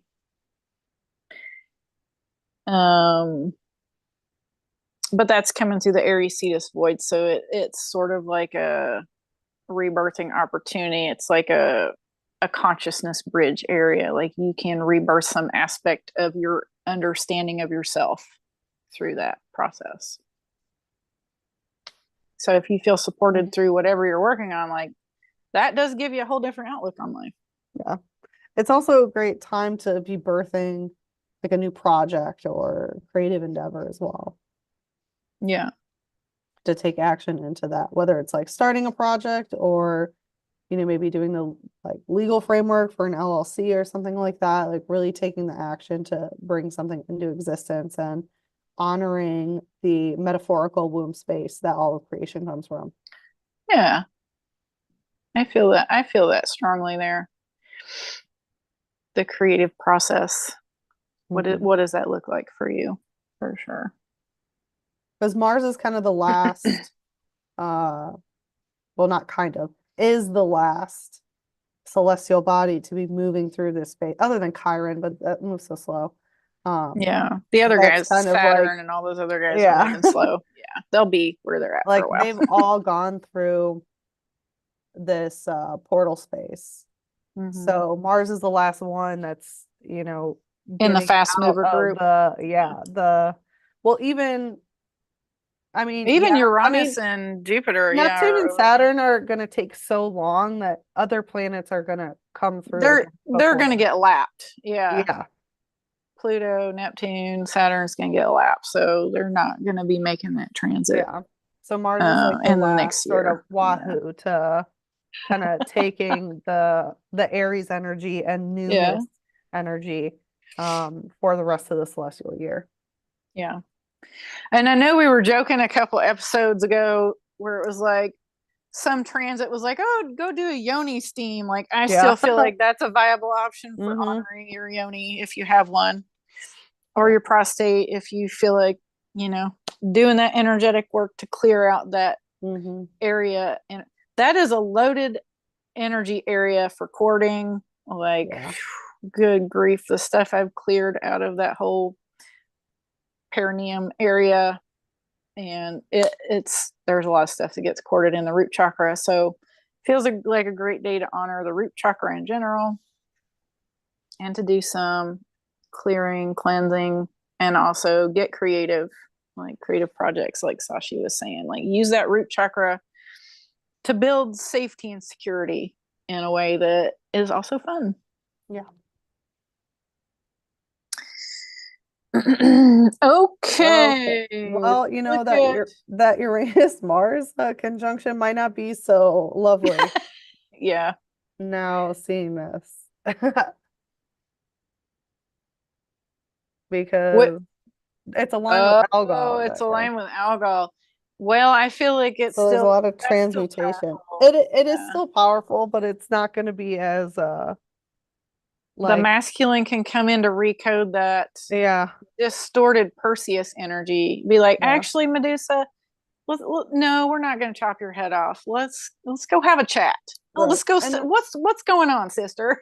It's a perfect example of, like, you know, in mythological history of masculine entities or masculine people or whatever, like demonizing the feminine for whatever it is and wanting to like slay them or you know, have power over them or things like that. So that's it. Feels like a recode of like really honoring the feminine and the magic that they do, and a lot of, especially because it's like coming through Taurus, and Algol is a lot of like herbalism and, you know, the original chemistry.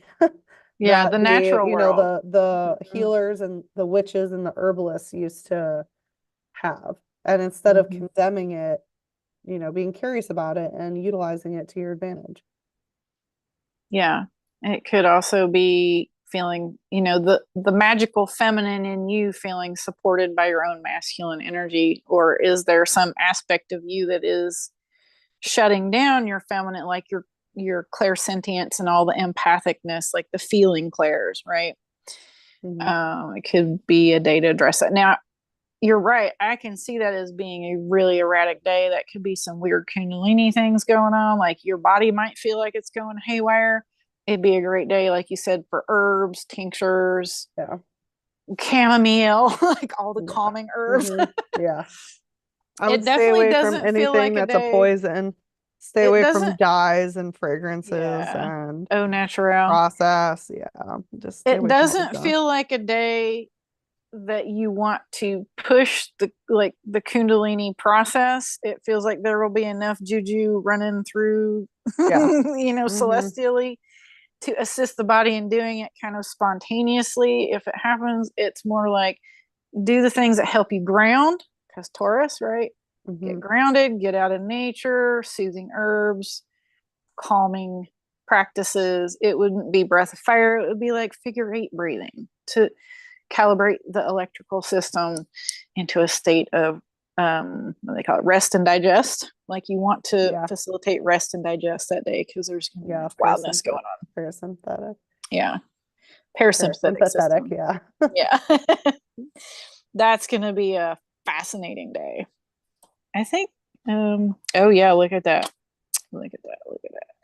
All right, this month is sizing up. Mercury on the 15th is aligned with Mirac and Ursa Major, so it does feel like there's some Mm-hmm. protection, Yeah. mental protection, which is Uh-huh. interesting.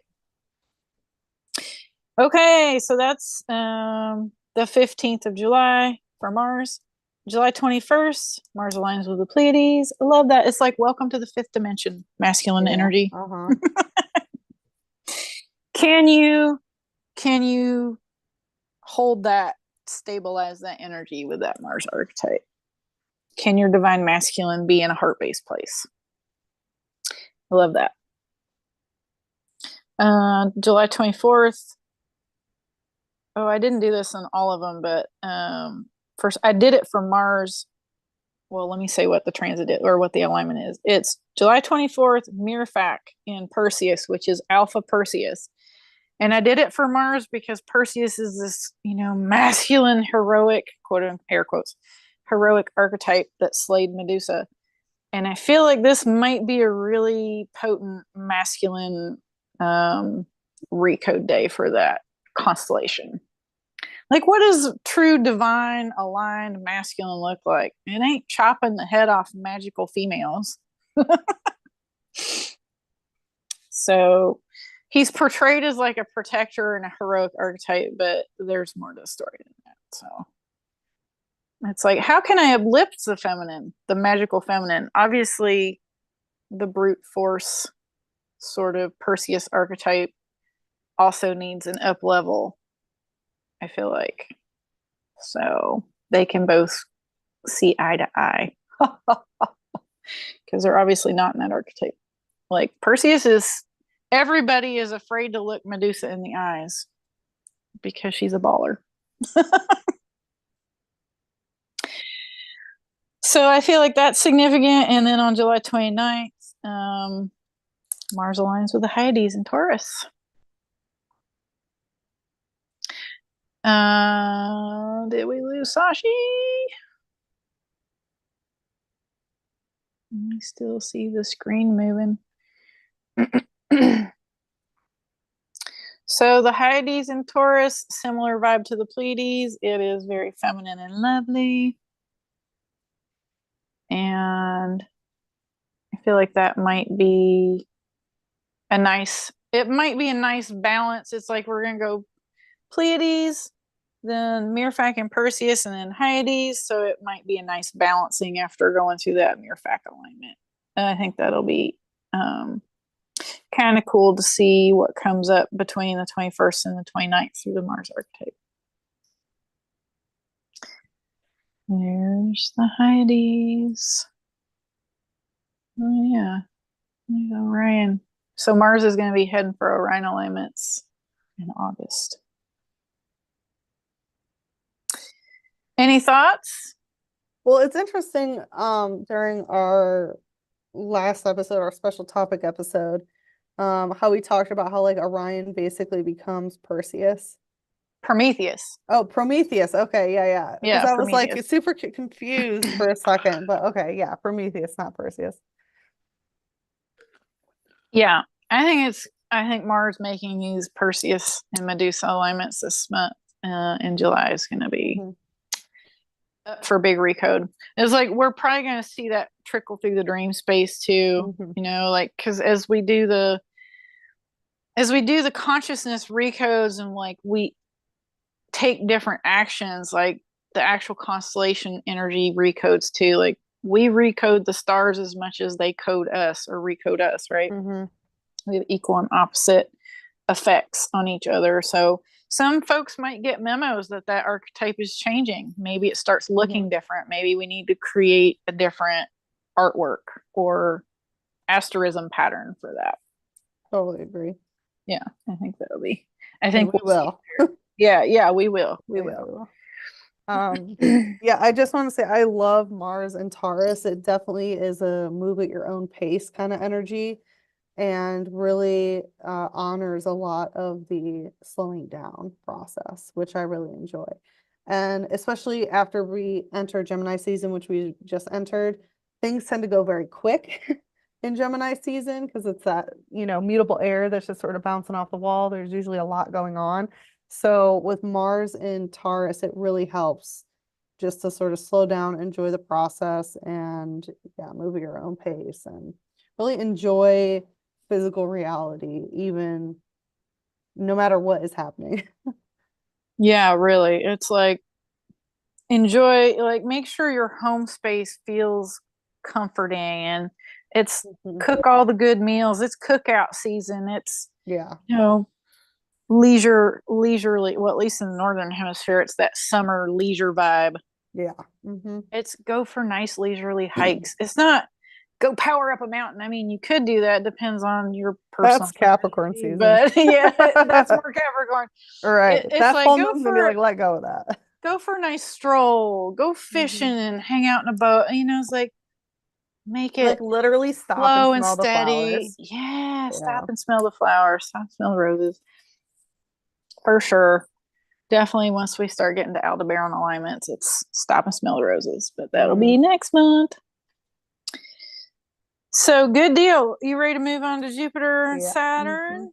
Go through those quickly. Okay, Jupiter's in Taurus.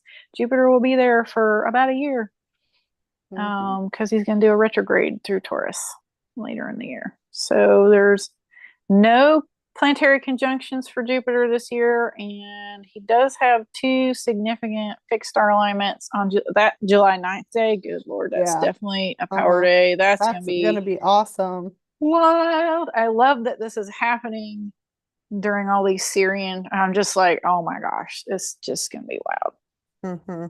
Royal Star Aldebaran or Aldebaran in Taurus. And this for me is the Hierogamic Union Stargate. The rose coated people can come through here, like the Magdalenes can come through here, and also sort of the Michael archetypes, like the golden dragons and that whole on the high vibe of the Melchizedek consciousness, not the corrupted Melchizedek. Well, they can probably use it too, but and that's why it's the hierogamic union portal for me because those soul groups can both come through that portal. It is amazing. It's such a power portal to birth that kind of energy, land it on the planet Taurus, you know, bring it into material creation. So Jupiter there is like just gonna expand that in the most glorious way. I love that. That if there was Me one, too. I Yeah. mean, the Sirius alignment is so major, but this is really close to being number one on my power day. Like, Yeah. I feel This like feels that is going to good. be Yeah. huge. Mm-hmm. It's gonna be a very abundant lucky day. Yeah, for sure. So much energy. I feel like energetically, so many things can just change gears that day. Jupiter's just going Hmm. to be helping all that stuff land, recode, expand, new horizons. Like, it's going to be amazing. Yeah. And then on July, is it 20th? Yeah, Tabit. Jupiter will align with Tabit and Orion, which in this software it shows like an animal skin that Orion is holding, but in my software it looks like a shield, and I really prefer the recode of the shield.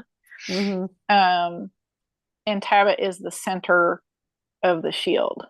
So it's the center star of the shield. So I feel like that's a day where like flowering plasma shields can be activated. It's kind of, I don't want to say shielding you from Orion stuff, but it's kind of like how Ursa Major assists with Earth planetary shielding.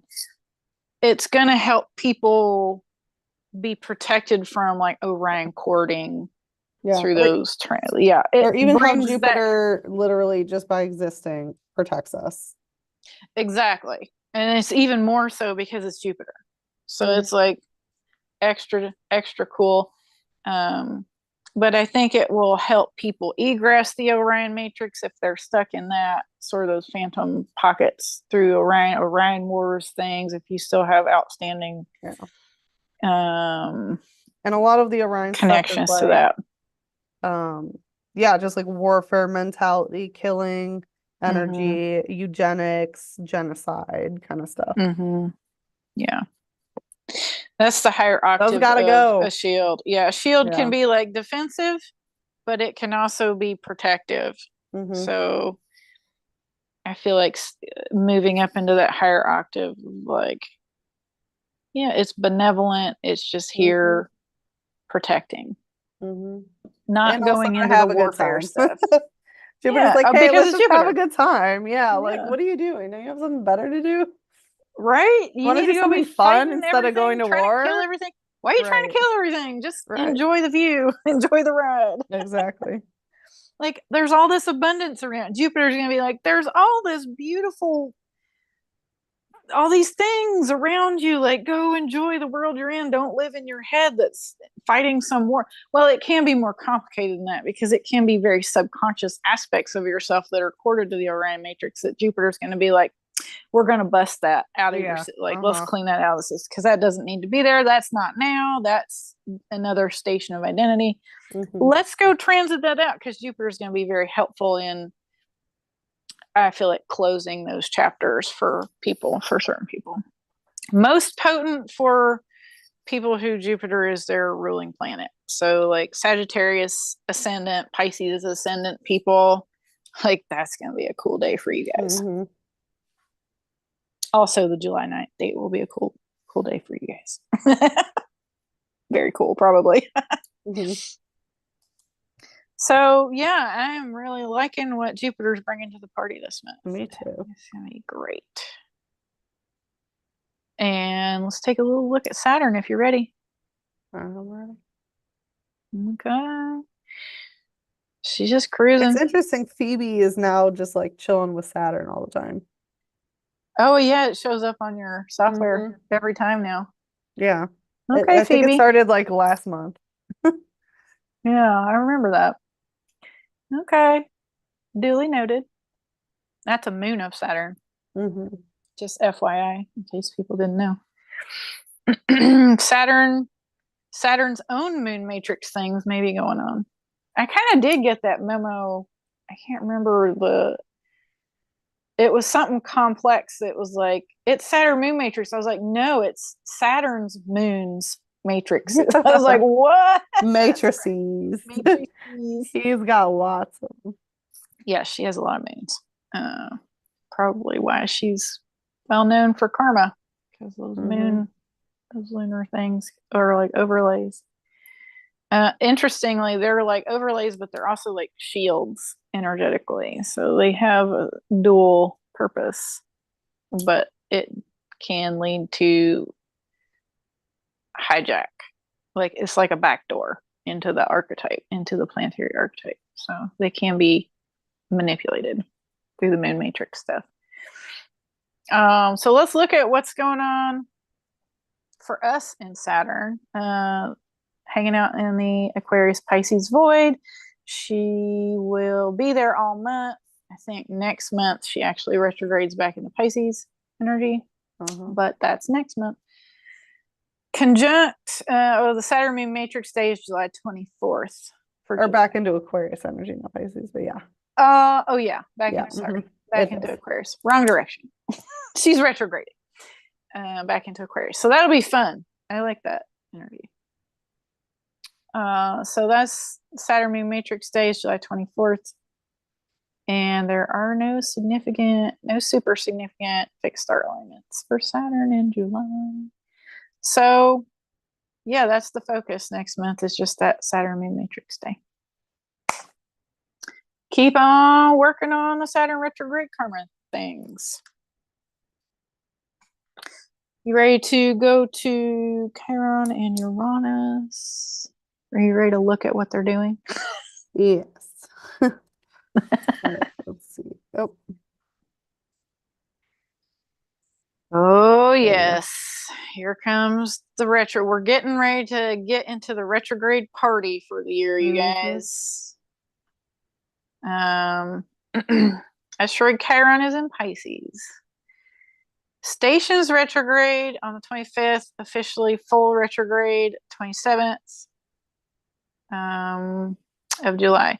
Conjunct on July. This kind of blew my hair back when I saw this on my software. July 27th, the day that asteroid Chiron officially starts moving backwards, will be conjunct the moon. Still station retrograde, but like just a breath away from fully trucking it backwards. I was like, whoa.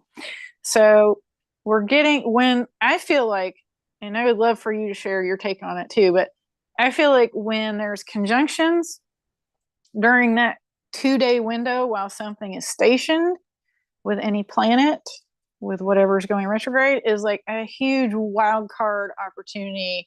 It's like, how do you want to play this? This can be anything you want it to be if you navigate the Chiron retrograde consciously. You will have a huge opportunity to recode your moon stuff, like lunar matrix recodes. Exactly. Huge. Emotional body shifting. Yeah. And that's so significant with Chiron because it's a soul wound. So it's like really clearing out any lunar matrix soul wounding. Like, I'm serious when I say go get that Akashic reading this month. You can make so many quantum leaps. So I thought that was super cool. It was right before it started backing up, like within probably a few hours of it officially going retrograde, that the moon just goes sailing right past that connection. Yeah, that is wild. Yeah, very cool opportunity. And in Pisces too, like spiritual things that are so spiritual, spiritual in the spiritual waters, in the astrals, especially with the moon. So dreams, you can do a lot of recoding through the dreams through the Chiron retrograde. So for me, I feel like because it's kind of like a hitting a gong during the station period, it's like you get the opportunity through the whole Chiron retrograde. That's how I feel about it personally. So navigate the Chiron retrograde very consciously. Definitely dream journal. Yeah. Prompt for whatever needs to be reconciled or addressed or witnessed, or to be made consciously aware that it is cool for that to come up through dreams. Like, ask for that to happen through dreams.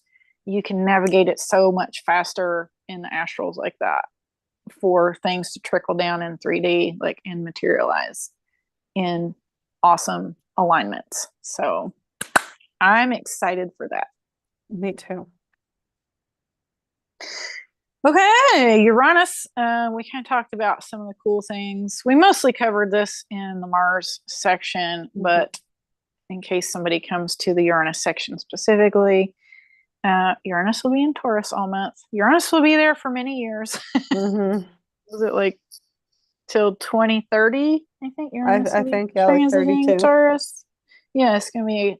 We get lots of opportunity to work with Uranus and Taurus. Conjunct Mars on July 15th. Aligned with Algol, or wasn't it aligned with? Wasn't that the same day? Yeah. How did I get July 20th? Significant fix. Oh, I know why. Because that's the exact alignment. Yeah, Jupiter is the exact alignment with Algol, as it's okay. Uranus on the 15th. Oh, okay. Yeah. Oh, okay. I was looking at Mars though, because I was like, "Well, it's aligned at Algol." That is true. That is happening. That is when Mars aligns with Algol. still within an orb to be considered conjunct. So the July 20th day for Uranus is the day that Uranus is exact with Algol, but he moves so slow. He's going to be in this 2-degree orb before and after the alignment for a few weeks. So we're going to be, I would say probably by the beginning of the month, at least by the new moon, you're going to start feeling the Algol energy through the Uranus archetype. Because it moves so slow, we're going to feel it for most of the month. Mm-hmm. But that's the date that it's exact, that it'll be the reverberating, I have arrived at this alignment date. Oh. So still significant for the conjunction with Mars on the 15th. It will still be very viable. That alignment will be so close to being exact, it's not funny, on the 15th. So, but I think what's important to note is that Uranus will still be approaching the alignment. So, yeah, on the 15th, it will still be approaching alignment, not after the alignment. So we're still sailing into Algol recodes through the Uranus archetype until the 20th. That feels spicy. It potentially feels spicy. So it's really like, stay grounded. Really use your masculine energy to ground. I feel like that's really important this month. Yep. Okay. Anything else you want to add? No. All right. Let's cruise on over to Neptune and Pluto. Let's go say hi to those guys. Neptune's in Pisces. Here comes more retrograde party stuff. Even longer. Neptune will be in Pisces for a very, very long time. Oh, yes. And I love that. 2040s. Yeah, me too. Neptune likes being here, and I like him here. Yeah. So much conscious, like psychic consciousness work, recalibrating things. Like, we're getting ready to hit a whole nother spiritual gear as a collective, as a human collective, as Neptune transits through here. So I think it's awesome. Neptune stations retrograde on July 1st, and July 3rd officially goes retrograde on that day. So right before the 4th of July, right before the new moon, right before the Sun Sirius alignment. Like, Neptune's going to be like, let's back that thing up. So for the Sun Sirius alignment, Neptune will be in retrograde. Definitely reworking consciousness and spiritual connections through all that energy. No conjunctions for Neptune this month. And our favorite fixed star sheet, Neptune will be exactly conjunct sheet again. I do believe that is a retrograde, July 30th. That is a retrograde alignment. He will be in retrograde. So he aligned with sheet maybe last month. And he's going to be revisiting that alignment. Yep, we're doing it again. There's sheet. So in that great square Pegasus. And it's just galactic template recodes, like starseed lineage things, really. Like, if you have outstanding starseed lineage stuff that needs, I guess, cleanup work, template upgrades, you need to connect with it to figure out what's going on, like that kind of stuff wants to happen. Because it might be, Neptune's a subconscious archetype. It might be that you're not even aware that you have those records or connections or stations of identity. And also, I feel like Neptune is like this connection to your higher self, outside of the time matrix, right? Outside of time. So he's like this consciousness portal to your higher self.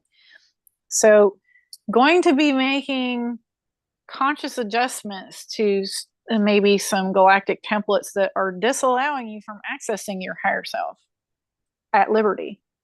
So I think it's a really potent alignment this month. Going back to rework that. I think it's so on point with everything else that's happening this month. It's like, go clean up some of those galactic templates. Go talk to your Andromedan self, your Pegasus self, your unicorn self, whoever it is that you need to go connect with that template. Go do that. Akashic Records, people. It's the month for it. Okay. Anything else for that alignment? Okay. Pluto retrograde. Pluto's been in retrograde for a while in the Sag Cap void. He's still going to be doing the same thing. He's just cruising this month. He's just hanging out in that interim space between those two constellations. No conjunctions, no significant fixed star alignments. So again, another one of those blessings where it's like, okay, great. Thank you, Pluto. Yeah. You just hold the vibe. We're doing enough stuff with everything else that it feels nice that is kind of stable this month. It's not getting pinged off. I agree. Yeah. I think he does get activated through one of the moon cycles. Yeah. Was that right? Yeah. Opposite. Yeah, he's conjunct the full moon. The full moon, yeah, that's right. So there will be some Pluto action for the full moon on the 21st. So it'll be Pluto moon matrix Pluto things. moon matrix, yeah. Which is big. Lots of transformative energy to utilize, that's for sure.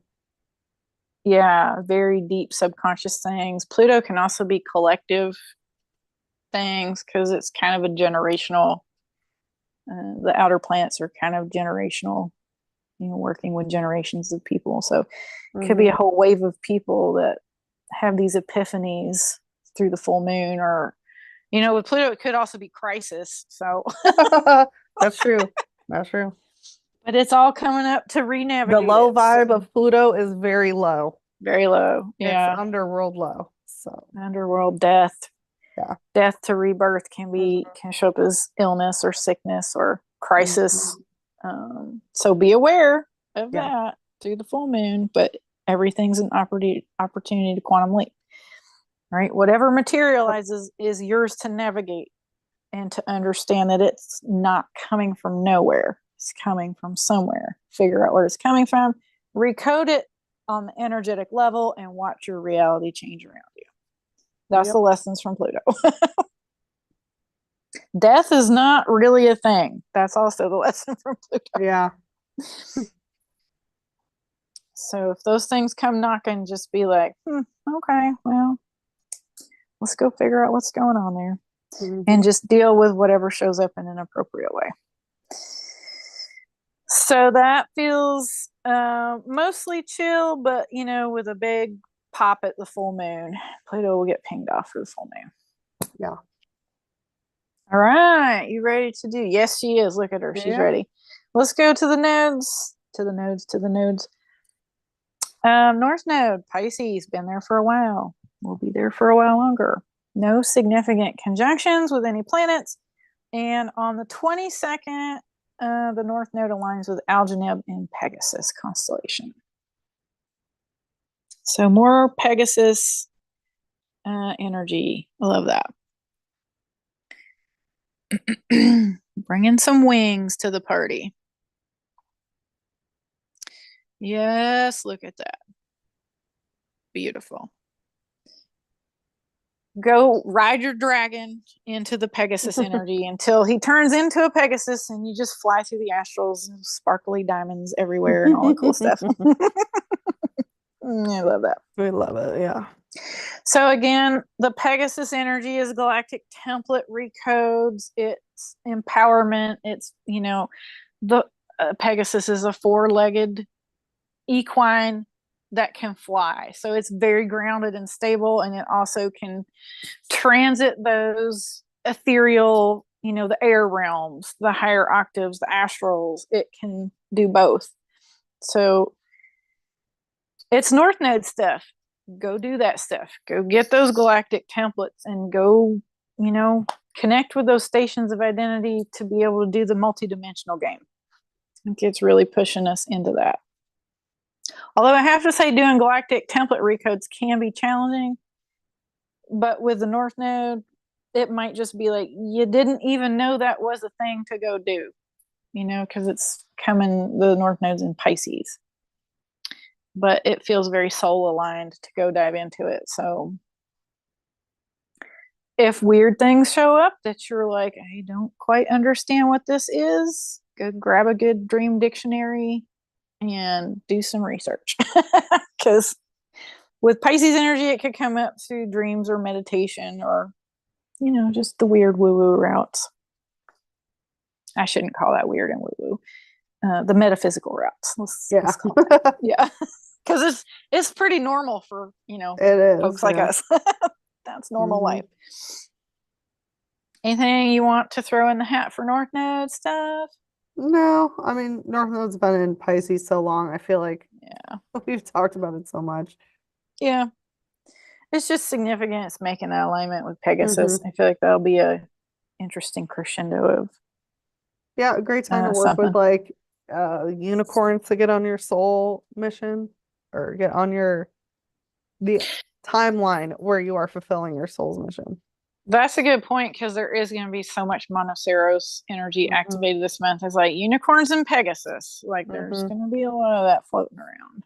So get grounded and learn how to fly. It's kind of like both.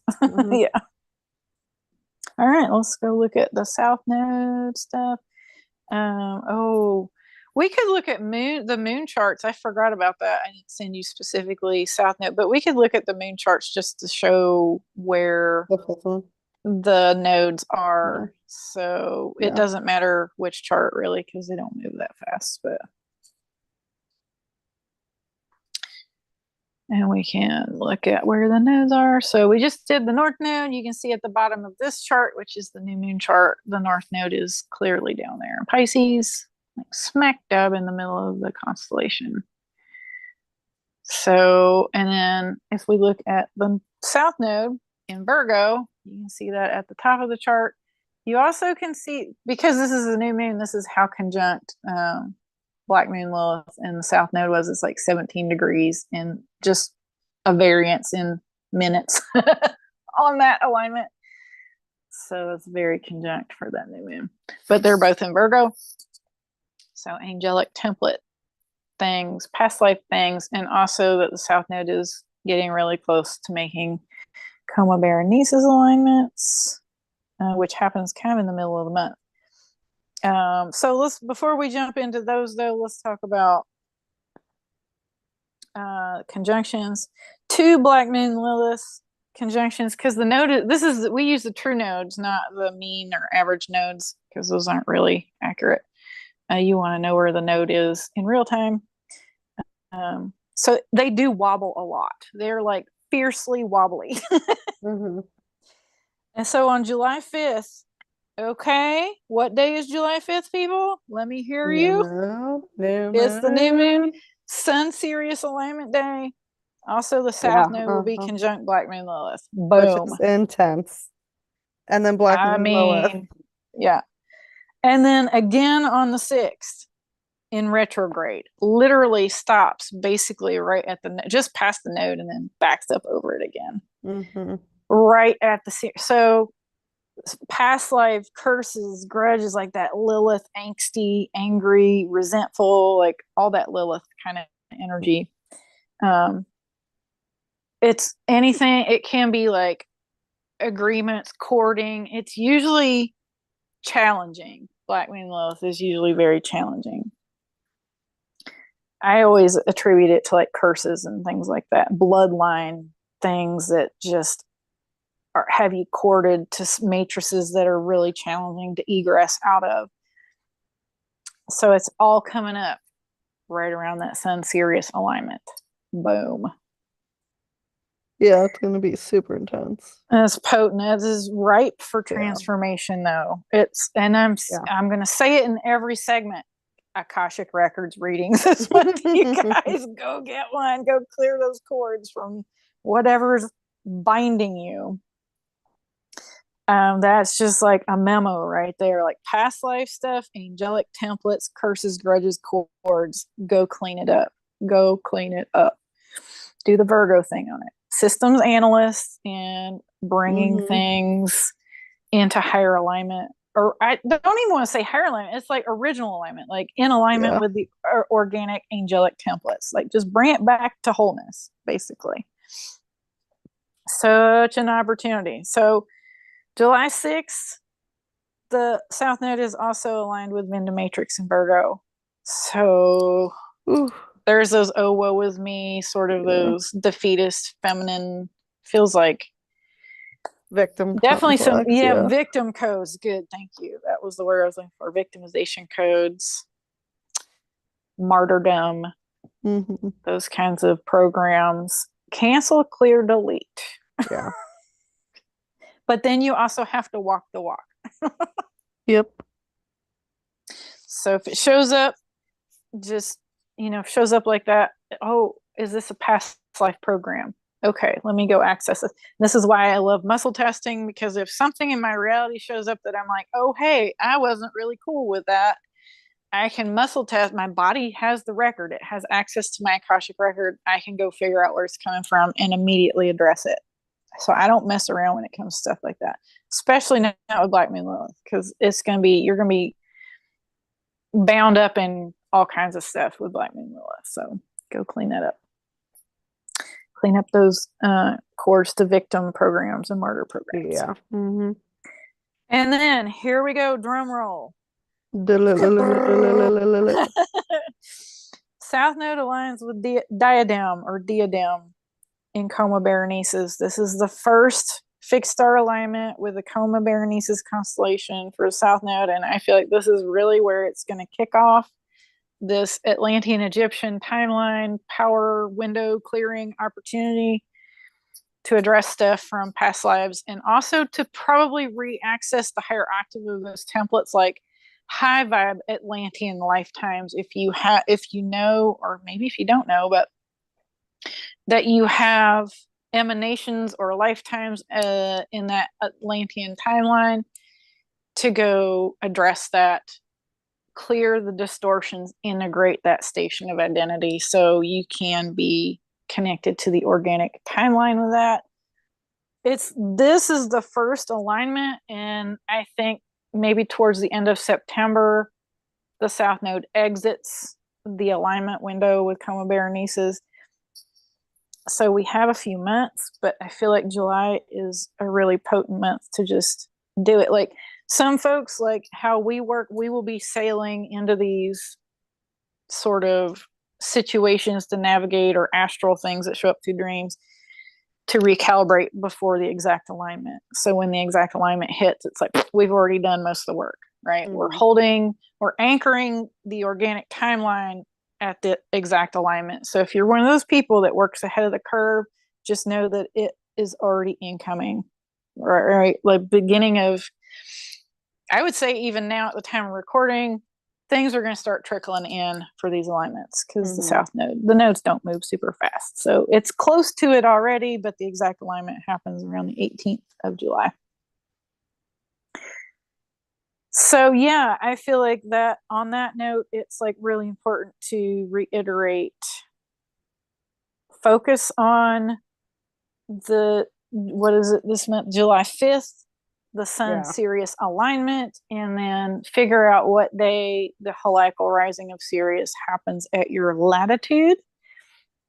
And it's not like you have to even do anything specific. Maybe just the conscious awareness of when that's actually happening is enough to hold a different vibe. Like you're basically broadcasting a different signal energetically. Like, the thing that's in alignment with the planet. You're holding space for that. Some people who have different soul jobs, if they're grid workers, or I don't know, light anchors, or whatever they happen to be doing, they might have specific work to do on the heliacal rising of Sirius date for their location. You will kind of understand, or if you don't, ask before you go to bed for that to be made known to you. Because I feel like this month it's prime for just getting in alignment with that stuff. Being like, what's the truth? What's the truth with a capital T? Let's work in alignment here. And just starve out those other, it's like the 2,000-year-old timelines that are set up as energy siphons. Just it's time to close those. Because sovereignty is a thing, and collaboration is the thing. And it's more of a, it's funny because it's like the pyramid structure is not the most efficient. It's a very stable structure, but the sphere is it's representative of the most collaborative, the most energetically harmonious. It's also very stable structurally, but moving into more of a spherical type energy,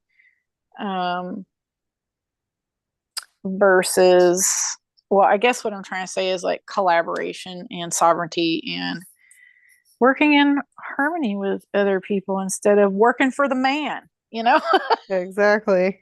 Like, And a man you don't know and you don't care about and you don't want to build his world anyway. Exactly. Like I had that dream 2 nights ago. It was like I was working for this guy looking for these artifacts, and I was like, "Oh no, the fuck you don't!" I'm like, no, I'm not your my hound astral dog. space. Right, I'm You not give me that sniffing that artifact. out for you. Yeah. Right. So if you have dreams like that, those are the sovereignty codes we're talking about, right? Clear that stuff out. I'm not working for you. It showed me where I had work to do. And this week's dreams have been so wild, y'all. So I can tell you it's already coming up for calibration. Definitely. So yeah. Anything else you want to throw in for the South Node party that's getting ready to happen this month? Nope, I don't think so. That's a lot. Any thoughts on? Lot. I mean, I don't even think we need to ask this question. Any thoughts on Power Days for July? Definitely the 5th, definitely the 15th, and definitely the 21st. Is that the full moon? Yeah, 21st. 21st. I'm going to say the 18th is going to be big. Oh, yeah. I think from probably from the 5th to the 7th, honestly. Yeah, I think there's a window from the 5th to the 7th. I think the 18th to 25th, Mercury will be aligned with Regulus on the 25th. Is that 25th? Yeah. I think that's a 5. Yeah, pretty sure it's 5. That is pretty big.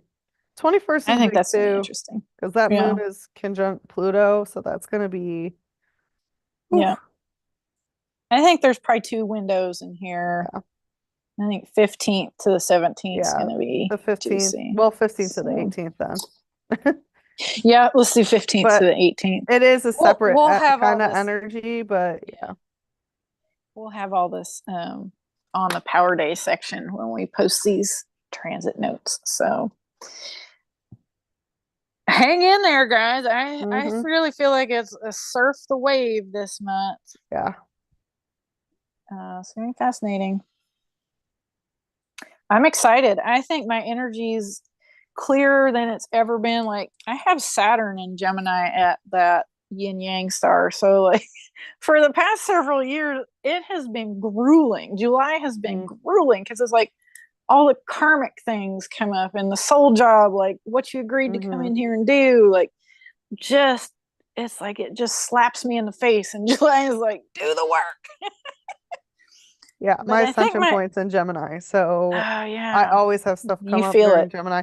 And I mean, I'm entering it, clearly clearing some stuff out of my third eye and throat. So yeah, that's important to note. I've noticed a lot of you've had very specific throat clearing and adjustment, and I have too, like differently through dreams. There's definitely been a lot of throat references in the past week, so I do feel like throat chakras, which I feel like Sirius is very connected to throat chakra things, are definitely coming up for a review for recalibrating this month. And I feel like my energy is clearing enough this month that this year's Sirian alignments and heliacal horizons might actually be fun. I'm kind of excited to see what happens. So exciting. So y'all let us know. Either on Instagram, like drop us a DM, jump in our group chat on Instagram and let us know how you're navigating the transits in July, or, comment on the whatever this is in the comment section on YouTube. The description in the comments. And let us know how you're feeling it. Cool. Anything else? Any other thoughts? feelings, comments? All right. Fabulous. Well, thanks everybody for joining us live and on the replay. We appreciate our crew jumping in. We still got people in the live chat. Thank you, folks. We appreciate you. And we are the one and only True Sky Crew, and you can find us on YouTube and Instagram at the same handle, at the True Sky Crew. I'm Janine, and you can find me on Inner Sky Alchemy on Instagram. And I think I'm going to open my books. I'm not, do I want to? I'll probably do it through DM on Instagram if you're interested in having me look up the heliacal rising date and working with your natal heliacal rising star, like figuring out what that is and when that happens for you. I might do a small offering to look that up for folks at a donation of your choosing. If you're interested, DM me on Instagram for that. I will probably post something on my personal account for that. So other than that, my books are closed. And we're getting ready to go full steam ahead back on the daily planner. Yep. And how about you? You can find me at Sachi the Seer, at SachiTheSeer.com, or on Instagram, X, and YouTube. My books are closed, but I do have Unicorn Workshop if you're interested in learning how to timeline jump and work with your unicorn guide. I have classes on astrology and classes on tarot if you're interested in learning about that. And then my Feathermancy ebook, if you want to learn how to read feathers for divination, is also available. So lots of goodies in the shop at SachiTheSeer.com, plus all the True Sky Crew goodies. So go ahead and check that out. I'm not sure when I'm going to reopen my books again. Yeah. And if you are in the market for learning more about the True Sky transits for July, like it is the month to get in on the daily planner. If you aren't already in on the daily planner, like go get the July PDF and yeah, get ready to get your socks knocked off. It's going to be amazing this month. So thank you guys again for joining us. Our next episode is going to be True Sky Capricornus on July 11th in 2 weeks from now. And until then, keep your feet on the ground and your eyes on the sky, because the true sky don't lie. That's right. Have a good night, everyone.